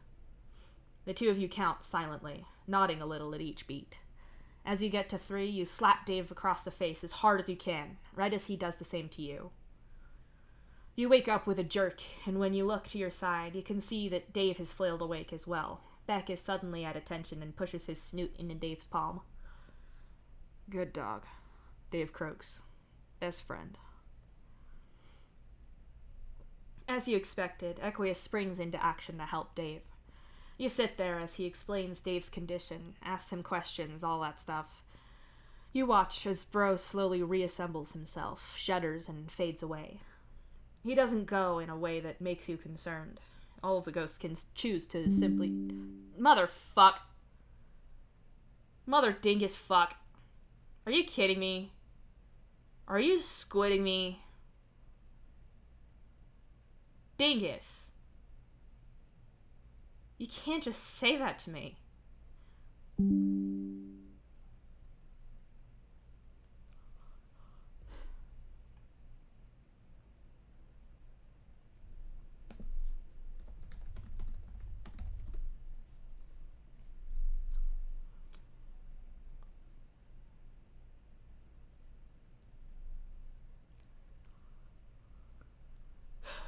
Which paragraph?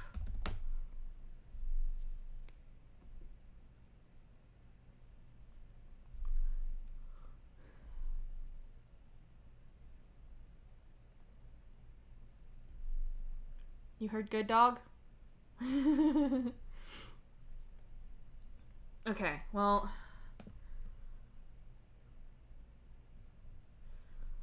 I'll pick it up from here, but first I'm gonna go to the bathroom.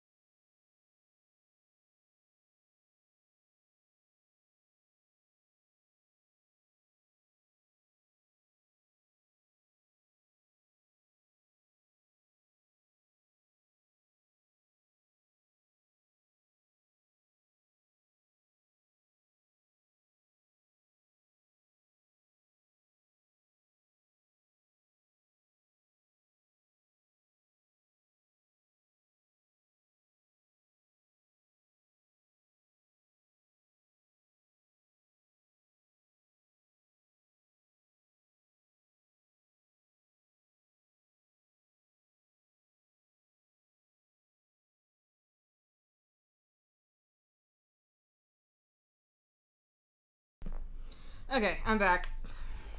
And I should be also back. Supposedly.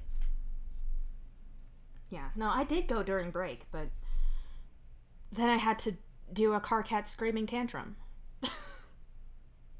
Do you know how much water it takes to drink to make up for that? It's a lot of water. I'm going to drown. Anyway. As you expected, Equius springs into action to help Dave. You sit there as he explains Dave's condition, asks him questions, all that stuff. You watch as Bro slowly reassembles himself, shudders, and fades away. He doesn't go in a way that makes you concerned. All of the ghosts can choose to simply fade out for a bit. Your ancestor told you once that it was like being everywhere. It's not like sleeping, but their being is less focused. You're pretty sure it's what happens when they kill each other. They knock the other ghost back into that hazy, unformed state, and it takes a while to reform. Since it's actually happened to your ancestor now, you could ask him, but you doubt he'd find that funny. It's pretty amusing to you, though. I would like to test your blood, if you'll allow it. I've done it to the others, and so far everyone has come back normal. I'd still prefer to test you given the risk of infection with your eyes and your exposure to space, Equius says. That makes sense. Also, everything is still a little muffled, Dave says, gesturing to his ears, which are still bandaged a little. Yes, I repaired as best as I could. I think you'll need a follow-up, but your hearing should dramatically improve within the next 24 hours. I can take off the bandages as well, which will help, Equius says, but doesn't move. Please, Dave nods. Okay, reaching around you now. Just unfastening it, unwinding. There, Equius says, narrating each step. Shockingly, not having stuff wrapped around my ears helps. Blood test, then? Dave asks. Whenever you're ready, Equius says. Yeah, go grab your stuff, Dave tells him, and with his left hand he feels over his right arm. He's in hospital scrubs right now, which makes sense since he was just wearing his undersuit before. Actually, thinking about it, you're not sure how Aradia got her regular clothes back. Either way, the sleeves on Dave's scrubs are short, which leaves him room to feel the inside of his right elbow. I've still got veins, Dave tells Equius as he comes back with a little tray of medical equipment in hand. I would be very concerned if you'd lost them, Equius chuckles as he sets the tray down on Dave's bedside. Hey, leave a planet in a rush, you forget things. Got my toothbrush, spacesuit. What did I forget? Ah, shit, I forgot all my circulatory system somehow. Dave jokes. A relatable problem. Here. Equius picks up that thing that tightens around your upper arm and taps Dave on the knee with the hand holding it. You watch curiously as Dave takes it and puts it on his own arm, tightening it by himself. And the swab. I've opened it, but it's still in the packet, Equius adds, and again, Dave takes his own medical supplies and sterilizes his own arm instead of Equius doing it. Dave pauses for a moment, and you can feel fear building up around him. Equius waits silently on his chair, not doing or saying anything until Dave does. Okay, cool, you can just... yeah, Dave manages. I have nowhere else to be. I'm getting the needle now, Equius explains. Equius picks it up and turns to Dave again. With his free hand, Dave just touches Equius's arm. Dave nods and Equius uncaps the needle. He goes through every little step, saying what he's going to do next, and either waiting for Dave to nod and give him permission, or with Dave actively having a hand on whatever Equius is doing. You don't know if Dave could actually stop him, if his grip is enough to do that, but it's pretty clear that Equius is waiting for Dave's lead on everything. It's becoming a little more obvious why Equius was that mad about compromising his medical ethics if this is how careful he is normally. You keep your mouth shut until Equius has checked everything he needs to with Dave, including testing out his balance, since whatever procedure he did to Dave could have messed with that. His balance is a little off, but basically fine. You don't say a damn word about how Equius is treating Dave. You've been through those labs in his dreams. You don't need to ask why that stuff makes him twitchy. He doesn't want to talk about it, and you don't want to know more than you already do. He does the same with your past. When he's about ready to release you both, he produces a medical monitor. Gamzee, I'd feel a lot better about letting you go out there if you wore this monitor. Please? Equius says, holding it up. If it means I get to go, sure. You agree, and hold your arm out. Dave, now changed back into a clean set of regular clothes, folds his arms close to his chest and stays silent. Equius fits the monitor to your arm and then turns to Dave. I know you'll have Beck with you, but you will be going home to someone, won't you? I don't really want you alone overnight, just in case. Equius says gently, not even raising the idea of putting a monitor on Dave. The residue of Dave's dreamscape itches in the back of your mind. The constant surveillance and the very tangible fear of it. Yeah, carrying around something that broadcasts all of your medical information makes you feel a little sketchy when you remember that. You doubt Dave's up for that right now. It's probably not an issue most of the time, but everything is fucked up all at once right now. Why make all that shit more stressful? I live with Solok, so he'll be there. I don't know if I want to see Hal right now, but he's gonna be there too, so yeah, I'll have someone. Dave mutters. Alright, good. If you feel unwell at all, please contact me, and both of you make sure to rest. Make sure you eat something nutritious. Equius starts to list off. And drink? You suggest innocently. Yes, definitely. Equius nods. Cool, gonna get right on that. Beck, come on. Dave says, and Beck bounds off of the bed to walk at Dave's side. You give Equius a lazy wave goodbye and quickly catch up to Dave in a few long strides. You leave Equius's ward behind and make your way through the hospital together.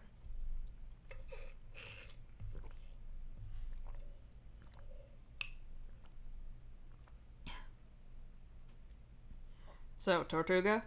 Dave asks, one hand on Beck's harness. Hey, you heard the man. Doctor's orders. You snicker, and Dave's shoulders shake a little as he laughs quietly. The three of you start walking again. You remember that Dave was really supposed to have a handle or whatever on that harness of Beck's. You've seen other bark beasts with vests and the wire handles. The problem is that Beck is just so big. Mostly he's long-legged, so it was always easier for Dave to just have his hand on the vest itself and leave the handle off. Also, you know Beck's a bark beast because everyone says he is, but given his size compared to others you've seen, as well as his intelligence and snow-white coat, sometimes you'd swear he was a Lucis. They're staring, aren't they? Dave asks. You look up from Beck and look around. People are definitely glancing at you both as you walk along. Yeah, you say, not liking it one bit. I'll strap down to the engineering deck from here. I'm not in the mood to be gawked at, and if some random person thanks me, I'm gonna flip shit. Dave says, and peels off in a new direction on his own. You follow Dave and Beck to an elevator, not sure whether Dave is guiding Beck or it's the other way around. Either way, they get there, and Dave gets the button pressed to go down. Maybe you encourage some nearby people to keep their eyes to their goddamn selves as they pass, and make others reconsider joining the two of you. Maybe you do that. It'd be hard to prove. Thankfully, the engineering deck doesn't have so many people wandering about gawking, and you and Dave are able to walk without much issue. Sometimes you've got to wondering before just how Dave and Terezi get around the ship. Obviously, Terezi has her cane and Dave has Beck, but neither of them usually go around looking like they don't know where they are. You're pretty sure you couldn't find your way around the place with your eyes shut, but then again, maybe Dave just knows how to get to specific places, and of all places, Tortuga is somewhere you've both been an awful lot. When you get to the bar, people notice you instantly. They always did, but right now everyone knows that shit has gone down and exactly what you all went through up in the captain's office. Dave's lack of eyes is pretty hard to miss. Chahat steps by immediately, holding the door to Tortuga open for you both without a second's hesitation. Beck leads Dave to a stool at the bar. It's empty, but if it hadn't been, you know anyone would have leapt out of it so Dave could sit down. He hops up onto the seat, and Beck puts himself between Dave and the door with his chin on Dave's knee. As for you, you take the seat next to him. You raise your hand to Gamor. The Rusty nods and comes right on over. Usual, Gamzee? Dave? He asks, his hand already reaching for a glass. Yeah, you nod, and Gamor looks at Dave. Give me a shot of something shitty but strong, and then something actually nice. Dave tells him. I can do that. Gamor nods. You watch as Gamor works behind the bar. He cracks open a large purple energy drink and then adds a lot of very potent spirit to it. It's kind of like vodka, but it's not got much in comparison with properly distilled stuff. Generally, this particular spirit is just called scum, given that it's almost exclusively made in people's sinks with a process that's definitely illegal, but nothing else hits quite the same, in your opinion. Gamor pauses for a moment and then pours out a double of scum neat into another glass and then sets about making a slightly fancier drink. He sets all of this in front of you both and nods. Other people would pay, but other people aren't in the business of keeping this ship existing and therefore this whole motherfucking bar existing, so you don't pay. Ever. Gamor doesn't mind. He actually saw what was out there one time. Not physically. He had a seizure once from a head injury, and the whole truth of it all dawned in his mind like a gift from a god that hates him. He saw what was out there, and is happy to keep it out there, and he doesn't care how much drink or fried food he has to ply you all with to keep it that way. Dave knocks back the glass of scum and coughs, cursing a little in Spanish before switching back to Alternian. Fuck, I think that just took the enamel off my teeth. Dave wheezes. I'll drink to that, you snort, and have a swig of your own drink. Dave switches to his fancier drink and sighs a little after he sips it, leaning his elbows on the bar.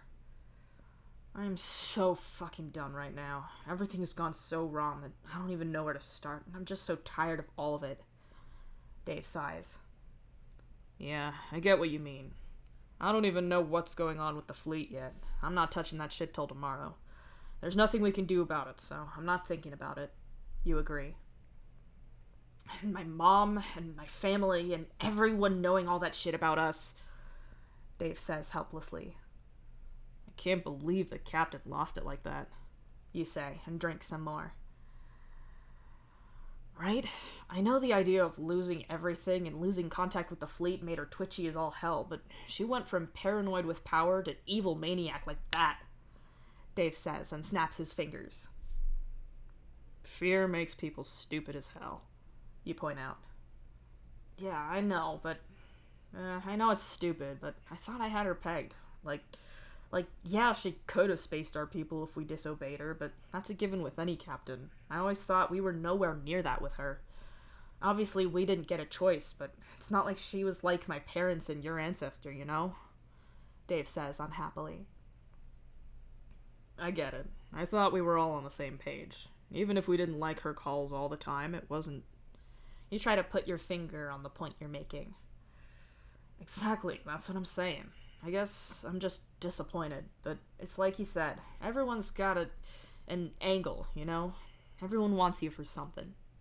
Dave agrees.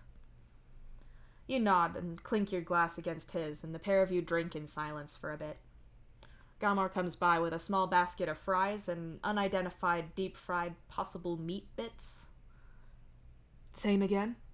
Gamor asks, picking your glass up and prompting Dave to drain his. You nod, but Dave thinks for a moment. You got nice whiskey? Dave asks thoughtfully. Sure do. I'll get you a glass. Gamor nods and collects Dave's glasses too. Dave turns his head towards the basket of fried stuff between you. You watch his fingers skim the edge of the basket before picking something out and sniffing it. What is this? He asks after a moment. You pick one up yourself and bite through it. Not that it helps much. Deep fried something?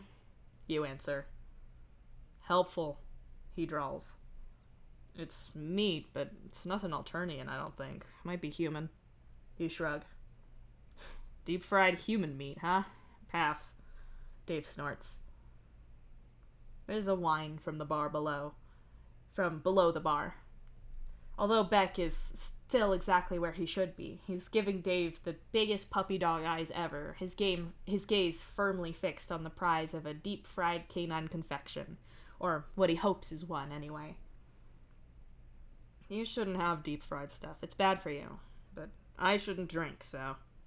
Dave says, and drops the fried mystery meat into Beck's eager maw. From the extensive tail wagging, you're going to guess that it met his approval. Dave wipes his greasy fingers on his previously new and clean clothes and leans against the bar again. Gamor returns with your drinks, and you both resume drinking together, or at least you do.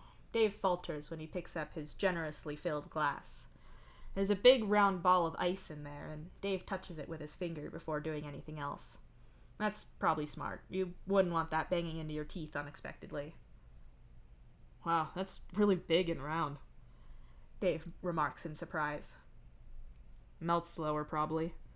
You shrug. Think this would fit in my eye socket? Dave asks, and you nearly choke on your drink. What? You laugh and cough at the same time. You'd be surprised how big eyeballs actually are. They're bigger than you think, he tells you. But if you tell me that, and I think about how big they'd be, then they'd be bigger than that. So if I thought about that, then you start. Infinity, infinite, there's a pun there, Dave says. You go back to your drink, now wondering about eyes. You guess you could ask Equius at some point, maybe. You'd much rather think about that than all the other stuff that's the actual insanity of your life right now. Mom used to drink vodka and gin a lot, but Bro was more whiskey and tequila. Mostly whiskey. I probably should be weird about drinking this, but I don't normally... It's not like with gin, where it's like, bam, Mom immediately in the brain. Dave rambles and digs a little more. It's not associating in your head. You nod. Yeah. Dave nods and continues making quick progress through his drink. There was that song about whiskey. Hey, Gamor, again, yeah? Dave calls out. There's a lot of songs. Drinking's a thing, you point out. Yeah, but... Dave trails off and tilts his head a little. You think if he had eyes, he'd have them closed right now, like he's thinking. Gamor puts Dave's fresh glass down on the bar, and Dave pulls it closer. Slowly, he starts to sing. Come guess me this riddle, what beats pipe and fiddle, what's hotter than mustard and milder than cream, what best wets your whistle, what's clearer than crystal, sweeter than honey and stronger than steam. The bar falls quiet at Dave's voice, and it seems to reverberate off of every bottle and glass in the place. He's not balancing, just singing, but they don't know that for sure like you do. What can make the dumb talk? What can make the lame walk? What's the elixir of life and philosopher's stone? And what helped Mr. Brunel to dig the Thames Tunnel? Sure wasn't it whiskey from Old Inishowen? You vaguely know this one. Last time you were at the Reaching Liberty, you know Dave hung out with a lot of their human balancers. You did too, but you didn't have that cultural connection he did with his own species. You think you heard it there.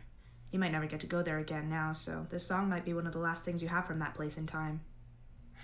So stick to the crater, the best thing in nature, for sinking your sorrows and raising your joys. And boys, I'd half wonder if lightning and thunder was made from the plunder of whiskey, me boys.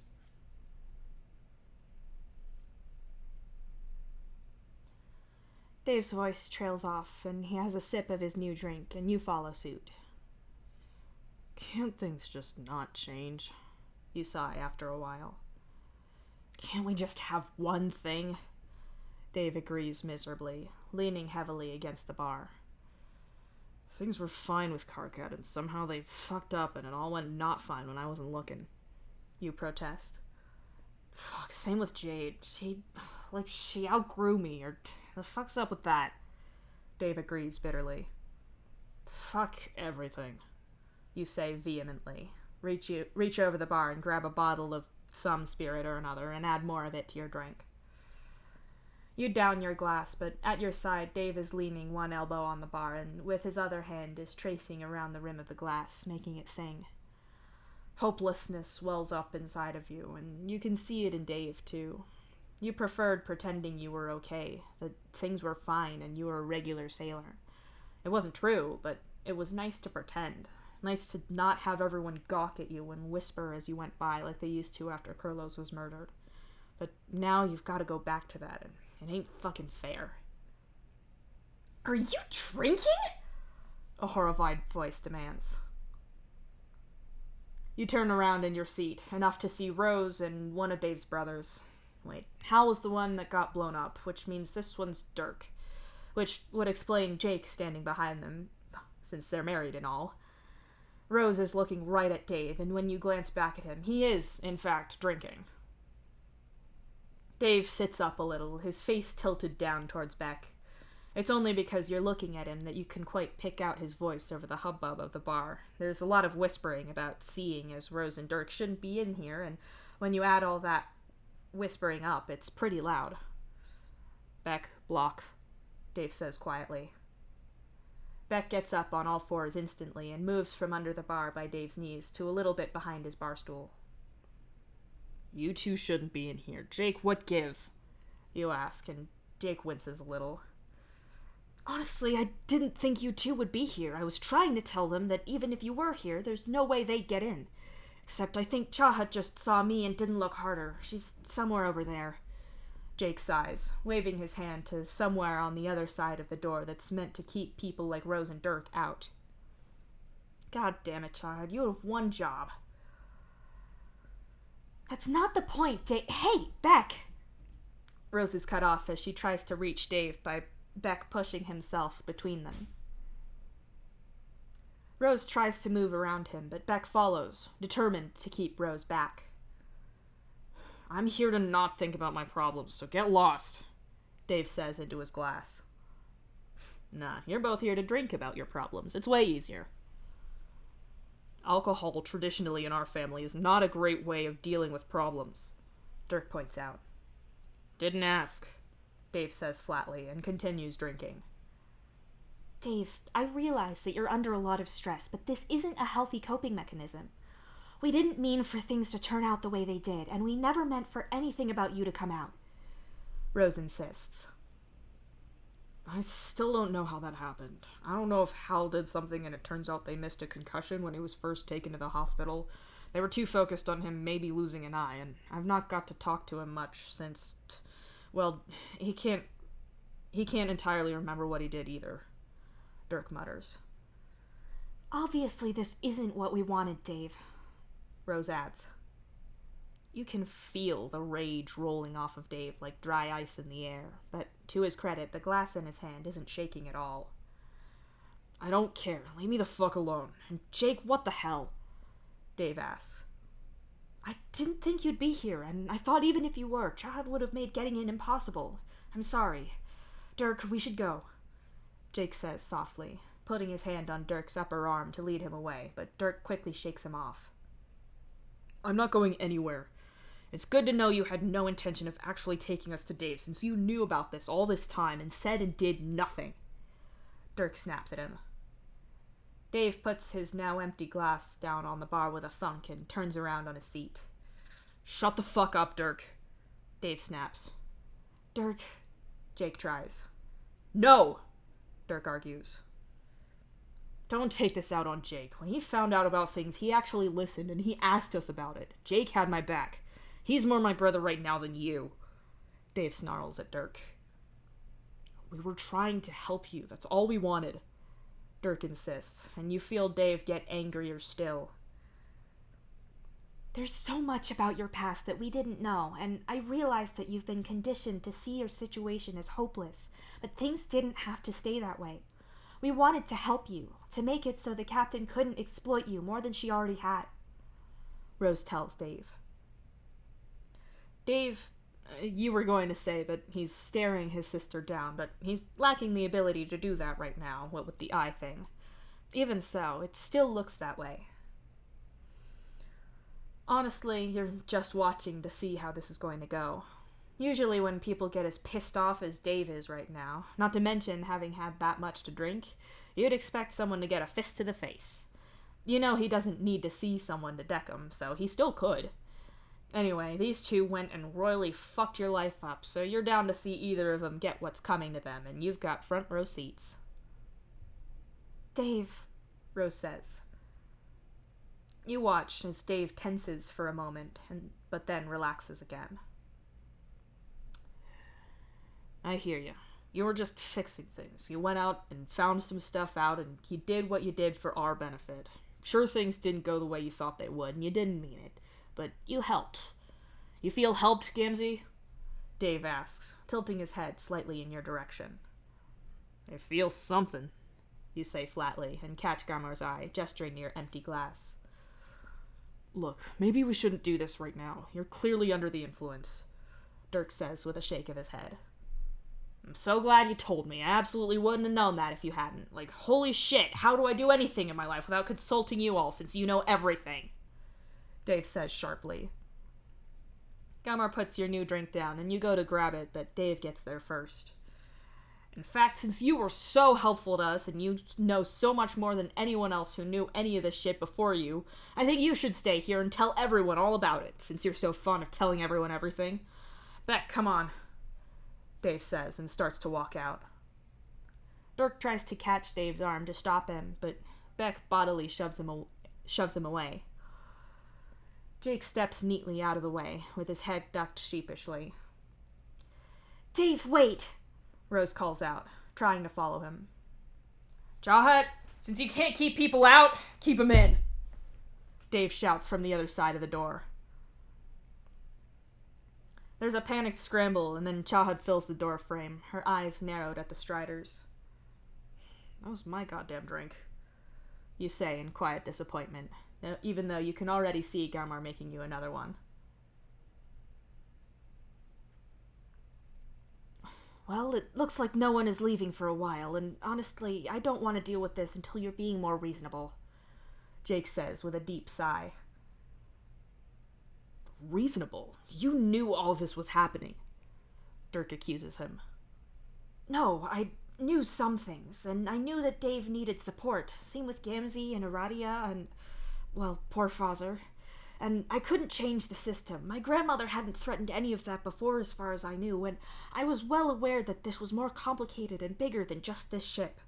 So I helped Dave however he asked me to. I did his regular work for him when I had to, or covered for him when he needed to do something more. I already arrested my grandmother to save you. Don't you dare act like I did nothing.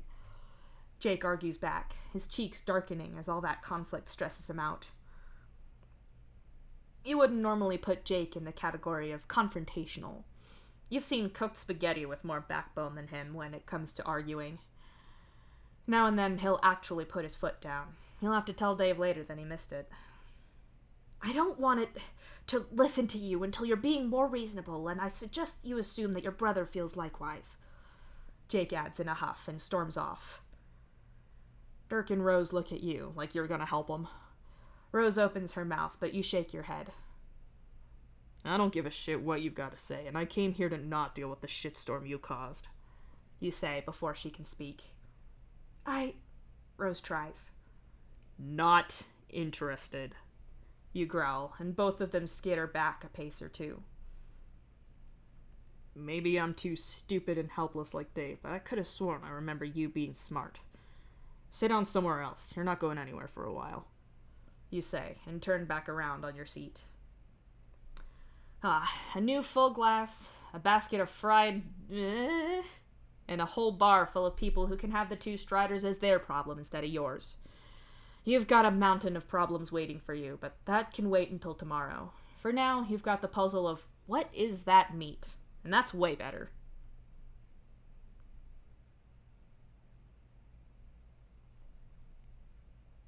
End of chapter. That is the end of the chapter.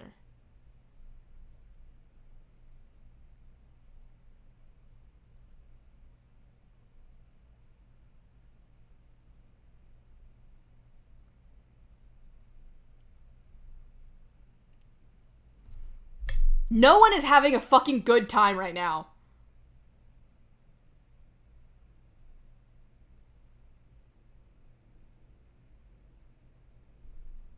Dave is going through it. Dave is so going through it.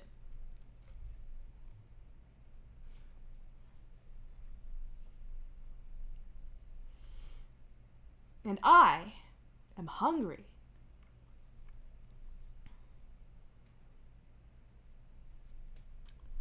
What's tomorrow's? Go to pictures. Da-ba-da-ba-ba-ba-da. La la la. Okay, roughly the same but slightly shorter. That should be fine. I'm still a little bit feeling the effects of screaming as Carcat. I'm not gonna lie.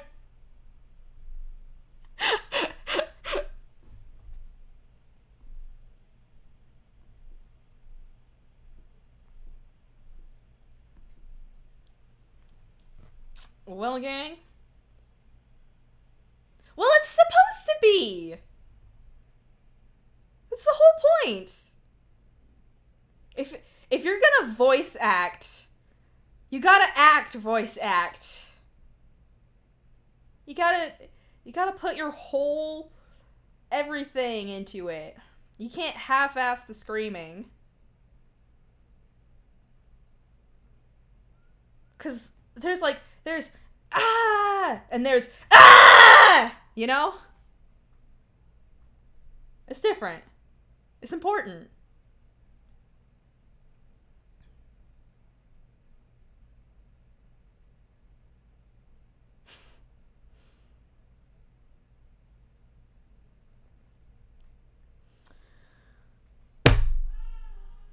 I just heard Muzz scream. Similarly to what I just did. See? You get it. Muzz gets it.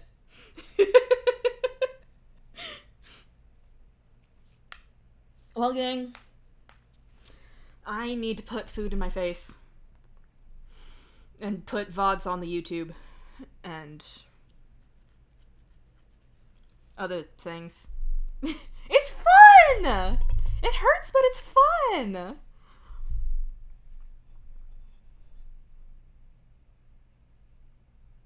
What do you guys think the meat is?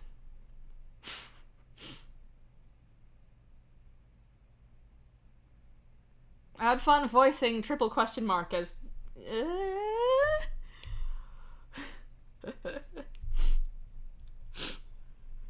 What if it's like... You know how, like, hot dogs are made out of a terrible sludge of ground-up mix?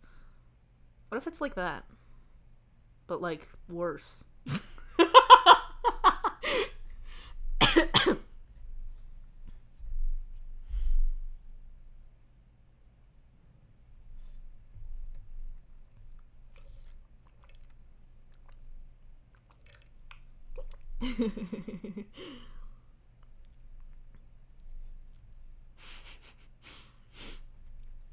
Mystery meat.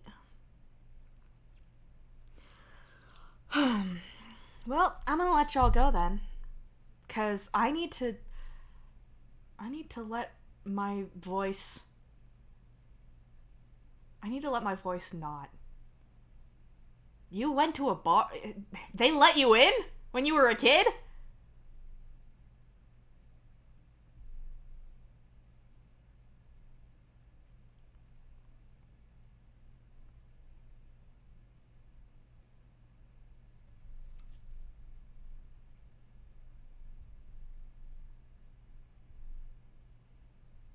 Aren't they supposed to not do that?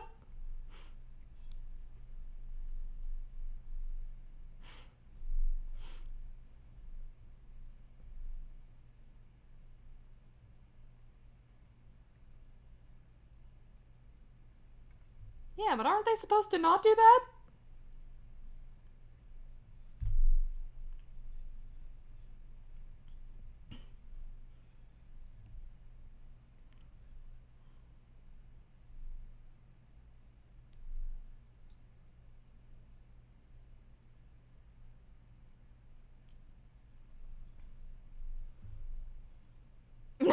shadowings. Okay, well, that's the important part. I'm gonna open this in a new window so I can... No, I'm gonna open it in a new damn window. What did I just fucking say? Open link in new window. Yeah, okay. Okay.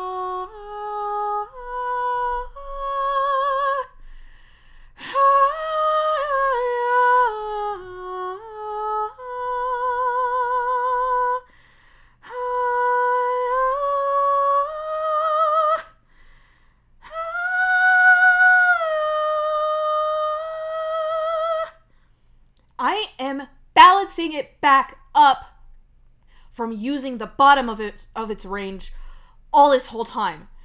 Shut up.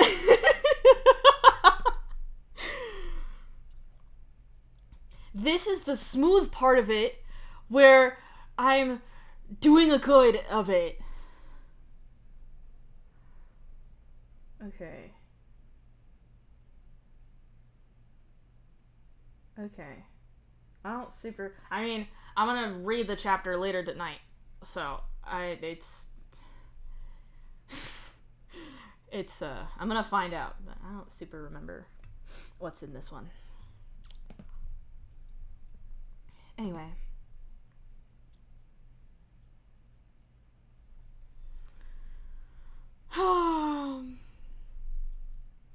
Also, all that stuff I just sang, don't search it for like melodies that you recognize. I was just improvising. I wasn't doing anything in particular. Anyway, well, yeah. I'm gonna go now. I go now. Hope you have a wonderful good. And I'm gonna eat food. Yeah. I'll see y'all tomorrow. Yay! Yippee! Yay! I'm gonna have a good and eat a food. I'm gonna have a food and eat a good. Both, all of the above.